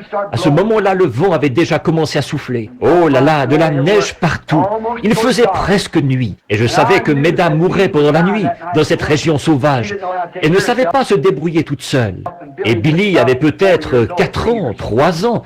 Il n'était qu'un petit bout de chou. Et je me disais, qu'est-ce qu'ils vont faire? Eh bien, je suis monté jusqu'à un endroit. Il y avait un tapis de mousse. Je me suis dit, je suis sur un terrain plat quelque part et je ne vois rien. C'est tout brumeux. Là, je tournais en rond. En temps normal, j'aurais trouvé un endroit où m'arrêter si j'avais été avec quelqu'un. Je me serais arrêté, j'aurais attendu que la tempête soit passée, un jour ou deux, ensuite je serais ressorti. Je me serais dépecé un morceau de cerf, avec ça sur le dos, je serais allé m'enfermer, j'aurais mangé, et je n'y aurais plus pensé. Mais on ne peut pas faire ça quand on a sa femme et son bébé là-bas dans les bois en train de périr. Alors je me suis mis à réfléchir. Qu'est-ce que je peux faire? Alors j'ai continué à avancer un peu. Je me suis dit, attends un peu. Quand j'ai traversé la première vallée, j'avais le vent de face, donc j'ai dû venir de cette direction-ci. Forcément que je suis venu de cette direction-ci. Je m'étais enfoncé dans la forêt des géants, mais je ne savais pas où j'étais. J'ai dit, oh, j'ai commencé à m'énerver. Je me suis dit, attends un instant, Bill, tu n'es pas perdu. J'essayais de bluffer. On ne peut pas bluffer. Non, non. Cette conscience à l'intérieur, elle vous dit que vous avez tort. Oh, vous essayez de dire, oh, je suis sauvé, je vais à l'église. Ne vous en faites pas. Attendez un peu d'être sur votre lit de mort. Vous saurez qu'il en est autrement. Votre conscience vous le dit. Quelque chose à l'intérieur de vous vous dit que vous avez tort. Voyez, vous savez que si vous mouriez, vous ne pourriez pas aller à la rencontre d'un Dieu saint. Comme nous l'avons vu hier soir, même les saints anges doivent se voiler le visage pour se tenir devant lui. Comment pourrez-vous vous tenir là, sans avoir le sang de Jésus-Christ pour vous voiler? Je me disais, oh, je vais y arriver. Je suis reparti. Je me suis rendu compte que j'entendais continuellement quelque chose. Là, je me suis énervé. Et je me disais, maintenant, si je fais ça, je vais perdre les pédales. Un homme qui est perdu, d'habitude, c'est ce qu'il fait. Il perd les pédales dans les bois. Ensuite, il va prendre son fusil et se tirer, ou tomber dans un fossé et se casser une jambe. Il va rester là, il va mourir là. Alors, je me suis dit, qu'est-ce que je vais faire? Alors, je me suis remis à marcher et j'entendais continuellement quelque chose qui disait, je suis un secours qui ne manque jamais au moment de la détresse. Et je continuais à marcher, tout simplement. Je me disais, maintenant je vois bien que je commence à être un peu ma boule. Là, j'entends une voix qui me parle. Je continuais à avancer et là, je sifflotais, vous savez. Je me disais, allons, je ne suis pas perdu. Tu sais où tu es, mon gars? Qu'est-ce que tu as? Tu ne peux pas te perdre. Tu es trop bon chasseur pour ça. Tu ne peux pas te perdre. Je me vantais, vous savez, j'essayais de bluffer pour passer au travers. Vous ne pouvez pas bluffer. Tout au fond ici, il y a une petite roue qui tourne, qui dit, mon gars, tu es perdu, et tu le sais. Voyez, tu es perdu. Je continuais à avancer. Oh, je ne suis pas perdu, tout ira bien. Je vais retrouver mon chemin pour sortir. Les choses ont commencé à prendre un drôle d'aspect. Le vent tout près, la neige s'est mise à tomber, une petite neige en bouillie. Nous on dit grésiller, et je pensais à ma femme et au bébé. Je me disais, oh là là, tout à coup, j'ai encore entendu cela qui disait, je suis un secours qui ne manque jamais au moment de la détresse. J'étais ministre de l'Évangile à l'époque, je prêchais ici même au tabernacle. Alors je me suis dit, eh bien, qu'est-ce que je peux faire? Je me suis arrêté, j'ai regardé partout, et là le brouillard était déjà tombé. Ça y était, à ce moment-là, il n'y avait plus rien à faire. Je me suis dit, oh, qu'est-ce que je peux faire? Je me suis dit, monsieur, je ne suis pas digne de vivre. J'ai été trop sûr de moi. Je pensais que j'étais un chasseur, mais je n'en suis pas un. Et frère, je lui ai toujours fait confiance. Au tir, je détiens des records qui sont accrochés là. Et comme pêcheur, je suis médiocre. Mais je lui ai toujours fait confiance. Au tir, je suis médiocre comme tireur. Mais il m'a permis d'établir des records mondiaux. Voyez, tirer des cerfs à 7 ou 800 verges. J'ai un fusil accroché là avec lequel j'ai tué 35 pièces de gibier sans manquer un seul coup avec. Lisez ça quelque part si vous le pouvez. Voyez, ce n'est pas moi, c'est lui. Je lui ai fait confiance. J'étais là, je me disais, qu'est-ce que je peux faire? Qu'est-ce que je peux faire? Je continuais. Ça se rapprochait de plus en plus, de plus en plus. Je suis un secours qui ne manque jamais au moment de la détresse. Un secours qui ne manque jamais. Je me suis dit, est-ce que c'est Dieu qui me parle? J'ai ôté mon chapeau. J'avais mon chapeau de garde-chasse, avec le mouchoir rouge attaché autour. Je l'ai posé par terre. J'ai ôté ma veste, elle était humide. J'ai déposé ma veste par terre. J'ai adossé mon fusil contre un arbre. J'ai dit, Père Céleste, maintenant je commence à divaguer. J'entends une voix qui me parle. Est-ce toi? J'ai dit, Seigneur, je vais t'avouer que je ne suis pas un chasseur. Je n'en suis pas un. Je n'arrive pas à me débrouiller. Il faut que tu m'aides. Je ne suis pas digne de vivre. Après avoir fait les choses que j'ai faites, de venir ici et de penser que je m'y connaissais trop pour jamais me perdre. J'ai besoin de toi, Seigneur. Mon épouse est une brave femme. Mon bébé, mon petit garçon, sa mère est décédée. Elle essaye d'être une mère pour lui, et je viens de l'épouser. Elle est là, une enfant, dans les bois. Ils vont tous les deux mourir cette nuit. Avec ce vent, il va peut-être faire 10 degrés au-dessous de zéro, et ne sauront pas comment survivre. Ils vont mourir cette nuit. Ne les laisse pas mourir, ô Dieu. Emmène-moi auprès d'eux pour que je puisse m'en occuper. Qu'ils ne meurent pas. Je suis perdu. Je suis perdu, ô Dieu. Je n'arrive plus à retrouver mon chemin. Je t'en prie, ne veux-tu pas m'aider et pardonne-moi ma conduite égocentrique. Je ne peux rien faire sans toi. Tu es mon guide. Aide-moi, Seigneur. Je me suis relevé et j'ai dit Amen. J'ai ramassé mon mouchoir. Ma veste, je l'ai ramassée, j'ai remis mon chapeau, j'ai pris mon fusil. J'ai dit, maintenant, je vais m'orienter dans la direction qui, selon moi, est vraiment la meilleure, à ma connaissance. Et je vais avancer en ligne droite dans cette direction, parce que je tourne en rond quelque part, je ne sais pas où. Mais j'irai dans la direction que tu m'indiqueras, Seigneur Dieu, mon guide. J'ai commencé à marcher dans cette direction-ci. J'ai dit, c'est ça. Il faut que je me convainque que c'est ça. Je vais dans cette direction-ci. Je vais en ligne droite dans cette direction-ci. Je n'en dévierai pas. Je vais dans cette direction-ci. Je sais que j'ai raison. Je vais dans cette direction-ci. Si j'étais allé dans cette direction-là, je partais pour le Canada. Voyez, juste à ce moment-là, j'ai senti quelque chose me toucher l'épaule, une main. Il m'a semblé que c'était une main d'homme qui me touchait.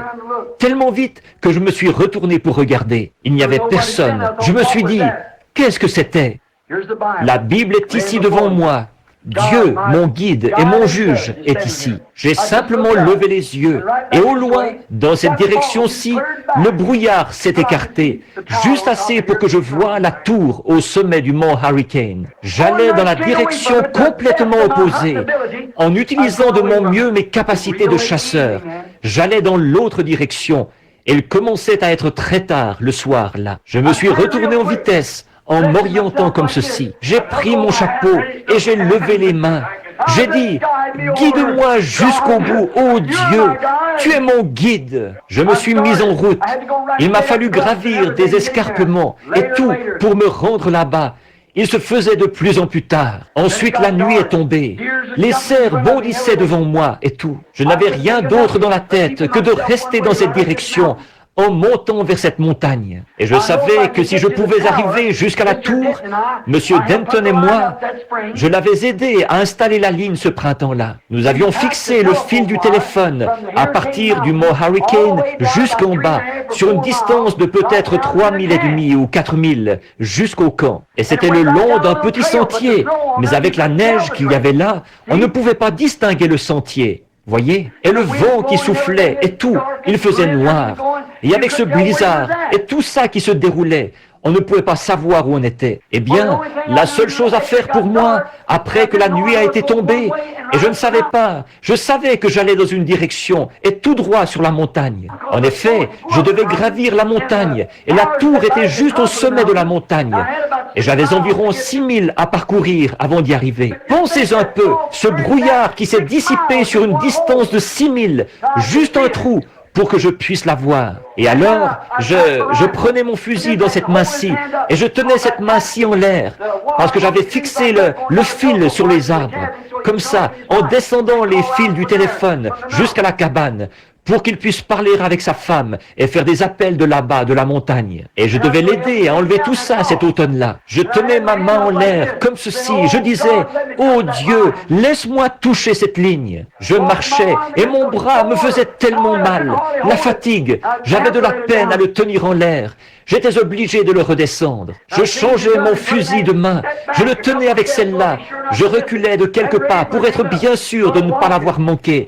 Ensuite, je levais la main et je me remettais à marcher. Et je marchais. Il se faisait tard, il faisait nuit. Le vent soufflait. Oh, j'attrapais une branche. Je disais, c'est ça. Non, ce n'est pas ça. Oh, ça rendait. Il ne faut pas que ça rende un son confus. Au bout d'un certain temps, au moment où j'étais presque sur le point d'abandonner, ma main a touché quelque chose. Oh là là! J'avais été retrouvé, moi qui étais perdu. J'ai tenu ce fil, j'ai laissé tomber mon fusil par terre, j'ai ôté mon chapeau et je me suis tenu là. J'ai dit, oh Dieu, quel bien cela fait d'être retrouvé quand on était perdu. J'ai dit, ce fil d'ici jusqu'au bout, je ne le lâcherai jamais. Je vais m'accrocher à ce fil. Il me guidera tout droit à l'endroit où se trouve tout ce que je chéris sur cette terre, là-bas. Ma femme et mon bébé, paniqués, ils ne savent pas où je suis. Ils ne savent pas faire du feu. Ils ne savent pas quoi faire. Et le vent qui souffle, les branches qui craquent et qui tombent des arbres. Jamais je ne me serais risqué à lâcher ce fil. J'ai tenu ce fil jusqu'à ce qu'il m'ait guidé vers tout ce que je chérissais sur cette terre. Ça a été une expérience horrible, une expérience glorieuse de retrouver mon chemin. Mais ce n'est pas la moitié de l'histoire. Un jour, j'étais perdu dans le péché. J'allais d'une église à l'autre. J'essayais de trouver quelque chose. Je suis allé chez les adventistes du 7e jour. Ils m'ont dit, observe le sabbat. arrête de manger de la viande. Je suis allé à l'église baptiste, à la première église baptiste. Il a dit, tu n'as qu'à te lever et à leur dire que tu crois que Jésus-Christ est le Fils de Dieu, et je vais te baptiser, c'est tout. Il n'y a rien eu. Mais un jour, dans un petit hangar à charbon, j'ai levé les mains en l'air. J'ai saisi quelque chose, ou je vais le dire comme ceci, quelque chose m'a saisi. C'était une corde de sauvetage, le guide. Et il m'a conduit en sûreté jusqu'ici. Je n'enlèverai pas ma main de ce fil. Je tiens mes mains levées vers lui. Que les credos et les dénominations fassent ce qu'ils voudront. Moi, je m'accroche au guide. En effet, tout ce qui a jamais été sur cette terre, et tout ce qu'il y a au ciel, et qui m'a jamais été précieux, se trouve au bout de cette corde. Il m'a conduit en toute sécurité jusqu'à présent. Je vais lui faire confiance pour le reste du chemin. Quand lui, le Saint-Esprit, sera venu, il vous guidera et vous conduira dans toute la... Mes amis, c'est ce qui m'a amené à être où j'en suis aujourd'hui. C'est ce qui a fait de moi ce que je suis. C'est avec joie que je vous le présenterai. C'est le seul guide que je connaisse sur cette terre et là-haut. Il est mon guide quand je vais à la chasse. Il est mon guide quand je vais à la pêche. Il est mon guide quand je parle à quelqu'un. Il est mon guide quand je prêche. Il est mon guide quand je dors. Et quand viendra le moment de ma mort, il se tiendra là, au bord du fleuve. Il me guidera pour traverser de l'autre côté. Je ne craindrai aucun mal, car tu es avec moi. Ta houlette et ton bâton. Ils me corrigeront et ils me guideront jusqu'à l'autre côté du fleuve. Prions.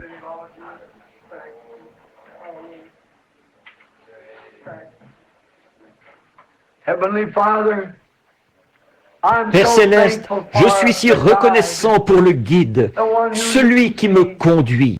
Oh, parfois, Père, je ne l'entends plus autour de moi. Ça m'effraie. Je veux qu'il soit près de moi, parce que je ne sais pas à quelle heure j'arriverai au fleuve. Je veux qu'il soit près de moi. Ne me quitte jamais, Seigneur. Je ne peux pas parler, je ne peux pas prêcher. Je ne peux pas chasser dans les bois. Je ne peux pas pêcher sur la rive. Je ne peux pas conduire ma voiture.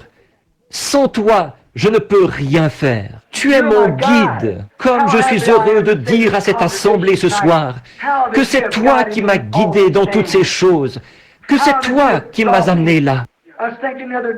L'autre jour, je pensais, il y a seulement quelques années, j'étais ici dans la rue, et parce que ma famille avait fait des choses qui n'étaient pas bien, personne ne voulait me parler. Je me sentais seul, j'avais soif de communion fraternelle. Personne ne voulait rien avoir à faire avec moi. Il disait, son papa est contrebandier d'alcool. Aussi, Seigneur, je voyais que personne ne voulait me parler. Et moi, j'aime les gens. Mais un jour, quand j'ai saisi cette corde, maintenant de penser, Seigneur, qu'il faut que je m'éclipse, que j'aille dans des régions sauvages pour me reposer un peu. Qu'est-ce qui a fait ça? Pas ma personnalité, pas mon instruction, je n'en ai pas.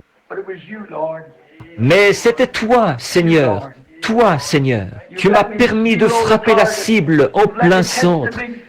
Tu m'as fait attraper le gros poisson. Parce que tu savais que c'était mon désir. Tu m'as donné des pères et des mères. Tu m'as donné des frères et des sœurs. Tu m'as donné la santé. Tu m'as donné une épouse. Tu m'as donné une famille. Tu es mon guide, Seigneur. Laisse-moi tenir ta main. Ne me laisse jamais la lâcher. Si une main est fatiguée, je changerai de main. Aide-moi, Seigneur. Et maintenant, puisse chaque personne qui est ici saisir cette même corde de sauvetage. Seigneur, le Saint-Esprit qui est notre vie, notre source de vie. Et puisse-t-il nous guider tous vers ce pays de bonheur, là-bas, où les peines de cette vie seront terminées et notre travail sur terre aura été achevé. Et à ce moment-là, il n'y aura plus de vieillesse, plus de gens faibles, plus de nuits pénibles, plus de larmes et de prières, plus d'appels à l'autel. Mais là-bas, nous serons jeunes pour toujours. La maladie et le chagrin n'existeront plus. Il n'y aura plus de péché. Et nous vivrons dans la justice de Dieu pour tous les âges à venir, au long d'une éternité sans fin. Accorde-le, Père. Et maintenant, Père, s'il y a des gens ici ce soir qui n'ont encore jamais saisi cette corde de sauvetage, puissent-ils la trouver tout de suite, et puisse le Saint-Esprit qui a guidé, et je peux dire de tout mon cœur, avec ma main posée sur ta parole, il a toujours eu raison. Moi, j'ai souvent tort, mais lui, il a raison. Qu'il reste avec moi, Seigneur, que je reste avec lui, et que d'autres personnes ici, qui ne le connaissent pas ce soir, qu'ils saisissent sa main immuable pour pouvoir être guidés. Et un jour, nous arriverons au fleuve. Il y aura du brouillard ce matin-là aussi. La vieille mer mugira, le vieux Jourdain, les vagues déferleront. La mort étouffera la vie qui est en nous. Mais, ô Dieu, je n'aurai pas peur. J'ai réglé ça il y a longtemps. Je veux simplement ôter le casque, comme un combattant, me retourner et regarder le long du sentier pour voir jusqu'où m'a guidé cette corde, voir toutes les régions sauvages que j'ai traversées, tous les endroits où poussaient des ronces et où étaient empilés des cailloux sur lesquels je me suis blessé. Mais je tenais le fil. Comme tu l'as dit, le poète l'a dit, certains passent par les eaux et certains passent par les flots, certains passent par de dures épreuves, mais tous passent par le sang. Et je veux prendre ceci, la vieille épée ici, qui m'a protégé tout au long de la route, et la remettre dans son fourreau, m'écrier, « Père, envoie la barque ce matin, je rentre à la maison. » Tu seras là, Seigneur, tu l'as promis, tu ne peux pas faillir. Bénis tous ceux qui sont ici en ce moment. Et s'ils ne savent pas comment tenir cette corde et n'y ont jamais touché, puissent des mains saintes se lever maintenant, des mains qui le veulent, des mains qui le désirent, et qu'elles touchent cette corde de sauvetage qui les conduira vers ce que leur cœur désire, une paix et une satisfaction parfaite, le repos en Christ. Avec nos têtes inclinées, y aurait-il des mains qui voudraient se lever pour dire que ce soit moi? Tiens ma main. Oh, que Dieu vous bénisse. Quand le chemin devient lugubre, précieux Seigneur, reste tout près. Quand la vie m'aura presque quitté, au bord du fleuve je me tiendrai. Guide mes pas, tiens ma main.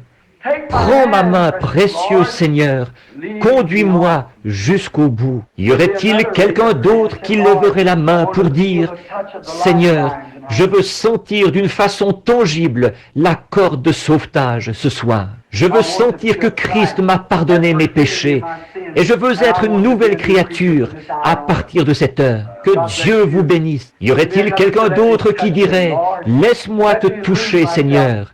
Laisse-moi me perdre. Que Dieu vous bénisse, sœur. Laisse-moi me perdre et me retrouver, Seigneur, en toi. Que Dieu vous bénisse et que Dieu vous bénisse. C'est ça. Laisse-moi me perdre, Seigneur. Laisse-moi oublier. Que Dieu vous bénisse, frère. Laisse-moi. Que Dieu vous bénisse, sœur. Laisse-moi simplement perdre tout ce que j'ai comme connaissance. Que Dieu vous bénisse, sœur. Ne faites pas confiance aux échafaudages d'idées humaines. Suivez le guide. Il vous guidera dans toute la vérité. Conduis-moi, Seigneur Jésus. Conduis-moi. Que Dieu vous bénisse là-bas. Oh, beaucoup de mains se sont levées, désireuses du salut. Maintenant, pendant que nous... L'autel ici, on ne peut pas faire d'appel à l'autel, parce qu'il y a des gens assis partout à l'autel. Mais il est là, tout près. Quand vous avez levé la main, vous le savez très bien, il s'est passé quelque chose dans votre cœur. Jésus a dit, celui qui écoute mes paroles et qui croit à celui qui m'a envoyé a la vie éternelle. L'avez-vous fait sérieusement? Alors il y a le baptistère ici qui est rempli d'eau. Il y aura amplement de temps pour faire des baptêmes. Prions. Notre Père Céleste, ce petit message entrecoupé ce soir, transmis avec une voix enrouée, le Saint-Esprit a dû se mouvoir quelque part. Il est allé où il devait aller. Et il y en a beaucoup, Seigneur, ce soir, peut-être 15 ou 20, qui ont levé la main, comme quoi ils ont besoin du guide. Ils se rendent compte qu'ils cherchent à se bercer d'illusions. Ils cherchent à dire « tout va bien pour moi ». Mais au fond de leur cœur, ils savent que ce n'est pas vrai. Et ils veulent sentir ta présence, Seigneur. Ils veulent le guide, ils veulent s'engager. Tu n'es jamais surchargé. Ils veulent s'engager dans ce voyage. Ils ne connaissent pas le chemin. Personne ne sait comment les emmener là-bas. Tu es le seul. Ils viennent pour recevoir le guide pourvu par Dieu, le Saint-Esprit. Ils ont levé leurs mains.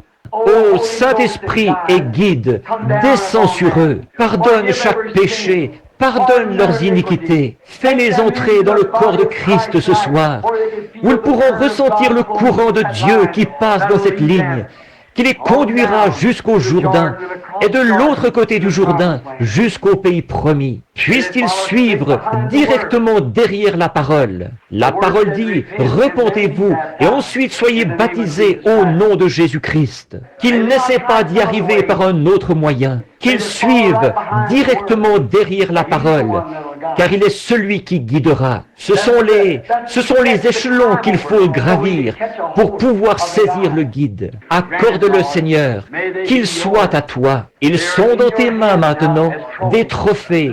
Nul ne peut les ravir de ta main. Je crois que tu les prendras avec toi, comme des gens qui ont été sauvés. Je crois qu'ils ont levé la main. Ils n'auraient pas pu le faire d'eux-mêmes sans que quelque chose leur ait parlé. C'était toi, Saint-Esprit et guide. Ils voient que l'heure approche rapidement. Le brouillard descend sur la terre. Des grands credos et tout sont en train de s'unir. Les églises sont en train de former une confédération. Elles se rassemblent. Et, oh Dieu, combien ils essaient de déclarer. Tout ce qui sort de la norme devra partir d'ici et aller en Alaska. Et toutes ces menaces qu'ils profèrent, ce n'est rien de nouveau pour nous.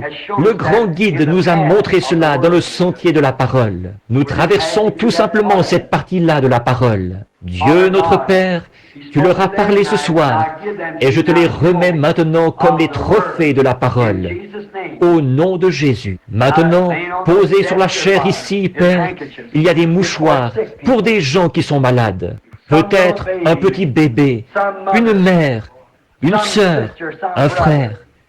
Il y a même des petites épingles à cheveux piquées dedans. Et maintenant, je les prends contre moi. Or, il nous est enseigné dans la Bible que des linges et des mouchoirs qui avaient touché le corps de Paul étaient appliqués sur les malades et ils étaient guéris. Les esprits impurs sortaient des gens. Or, nous sommes conscients, Seigneur, que Paul était un homme. Il était seulement un homme. Mais c'est de l'onction du Saint-Esprit sur lui que provenait la bénédiction sur ses mouchoirs et de la foi que les gens avaient qu'il était ton apôtre. Maintenant, Paul nous a été enlevé, mais pas le guide.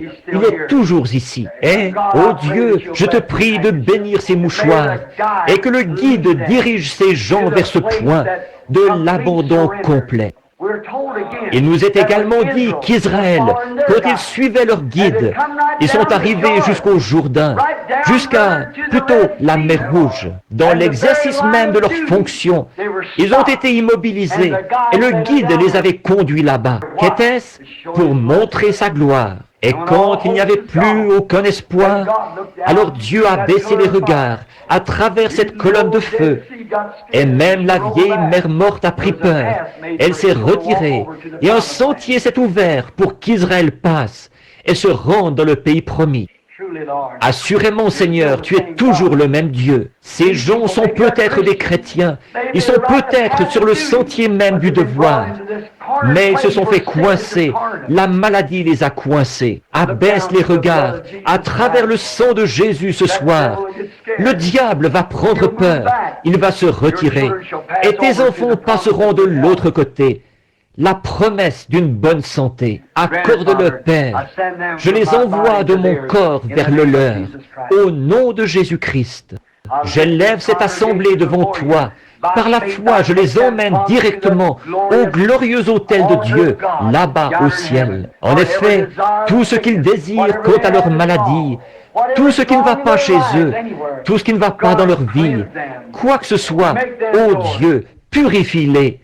Fais qu'ils t'appartiennent. Guéris-les, Père. que la puissance qui a fait sortir Jésus de la tombe rende la vie à leur corps mortel et fasse d'eux de nouvelles créations en Christ. Donne-leur une bonne santé et de la force pour te servir. Souviens-toi de moi, ô Seigneur. Je suis ton serviteur. Aide-moi en ce moment où j'ai besoin de prière. Et je prie le Saint-Esprit de nous guider, de nous utiliser et de nous conduire jusqu'au jour où nous verrons Jésus-Christ face à face à sa glorieuse venue, quand nous le rencontrerons dans les airs à l'enlèvement. C'est au nom de Christ que nous le demandons. Amen.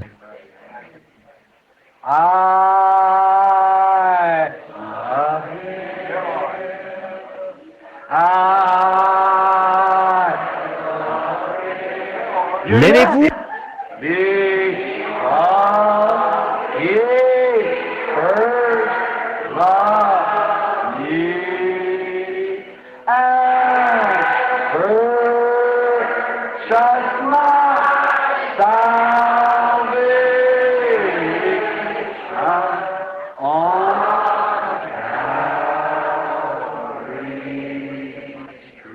Maintenant, si vous ne vous aimez pas entre vous, ceux que vous avez vus, comment ferez-vous pour l'aimer, lui que vous n'avez pas vu? Maintenant, pendant que nous chantons « Je l'aime », donnons à la personne voisine de nous une chaleureuse poignée de main remplie d'amour.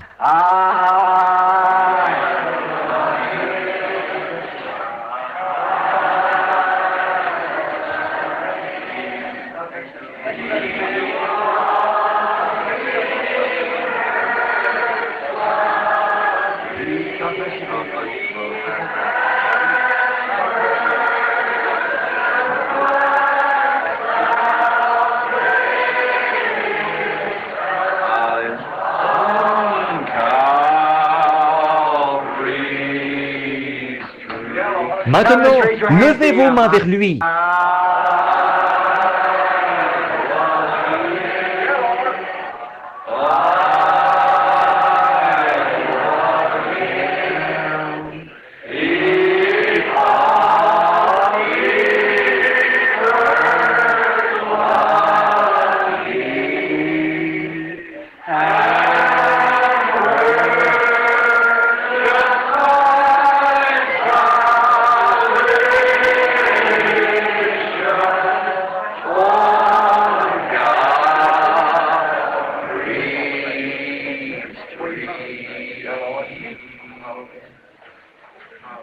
Un bon chant. Est-ce que vous aimeriez en entendre un? Si j'ai bien compris, nous avons avec nous un conducteur de chant qui est évangéliste, qui vient d'Indianapolis. Je crois qu'il chante au tabernacle Cadle. Est-ce juste? Très bien, monsieur. C'est son poste au tabernacle Cadle. Combien se souviennent de Howard Cadle? Oh là là, que Dieu donne le repos à son âme précieuse. L'oiseau moqueur des ondes, une femme que j'aimais entendre chanter, plus que tous ceux que j'ai entendus chanter au cours de ma vie. Pratiquement, c'était Madame Cadle. Quand elle chantait, avant de sortir de ta chambre ce matin, as-tu pensé à prier au nom de Christ, notre Sauveur, qu'il soit ton bouclier aujourd'hui, juste ici, de l'autre côté de la rue un matin, dans une petite cabane de 2 pièces. Je me suis levé, je m'apprêtais à faire du feu. Le poêle ne voulait pas s'allumer. J'essayais de l'allumer, et le vent descendait, et l'éteignait en me soufflant dans le visage. Il faisait froid, j'étais presque gelé, il y avait du givre partout sur le plancher, et moi, j'étais nu-pied. J'essayais d'allumer ce petit poêle en fer blanc, avec son petit tuyau pour le four. Et je venais, Méda et moi, on venait de se marier, pas longtemps avant. Et j'essayais, le vieux bois était humide, il ne voulait pas brûler. Et j'étais assis là, je me disais, oh là là, je vais réessayer. Il fallait que j'aille travailler. Et je faisais du vent dans le vieux poêle comme ça. J'ai étendu le bras et j'ai allumé la radio. Elle s'est mise à chanter. Avant de sortir de ta chambre ce matin, as-tu pensé à prier? C'est bien simple, je suis tombé par terre. Au nom de Christ notre Sauveur, qu'il soit ton bouclier aujourd'hui. Oh, que j'aime entendre chanter cette femme. À un moment donné, quand je passerai de l'autre côté du fleuve, je crois que j'entendrai Madame Cadle assis là-bas. Vous savez, depuis toujours, je me suis fixé un rendez-vous. De ce côté du fleuve, il y a l'arbre qui est toujours vert. Vous savez, l'arbre de vie. Et de l'autre côté du fleuve, il y a une chorale angélique qui chante jour et nuit. Parce qu'il n'y a pas de nuit là-bas. Elle chante toute la journée, voyez-vous. Je vais me trouver un coin, m'installer à mon aise et écouter ça. Je crois que j'entendrai Madame Cadell chanter là-bas. Que Dieu bénisse notre frère. Son nom m'échappe. Qu'est-ce que c'est, frère? Frère Ned Woolman va chanter pour vous maintenant. Frère Woolman, on est content de vous avoir ici avec nous ce soir.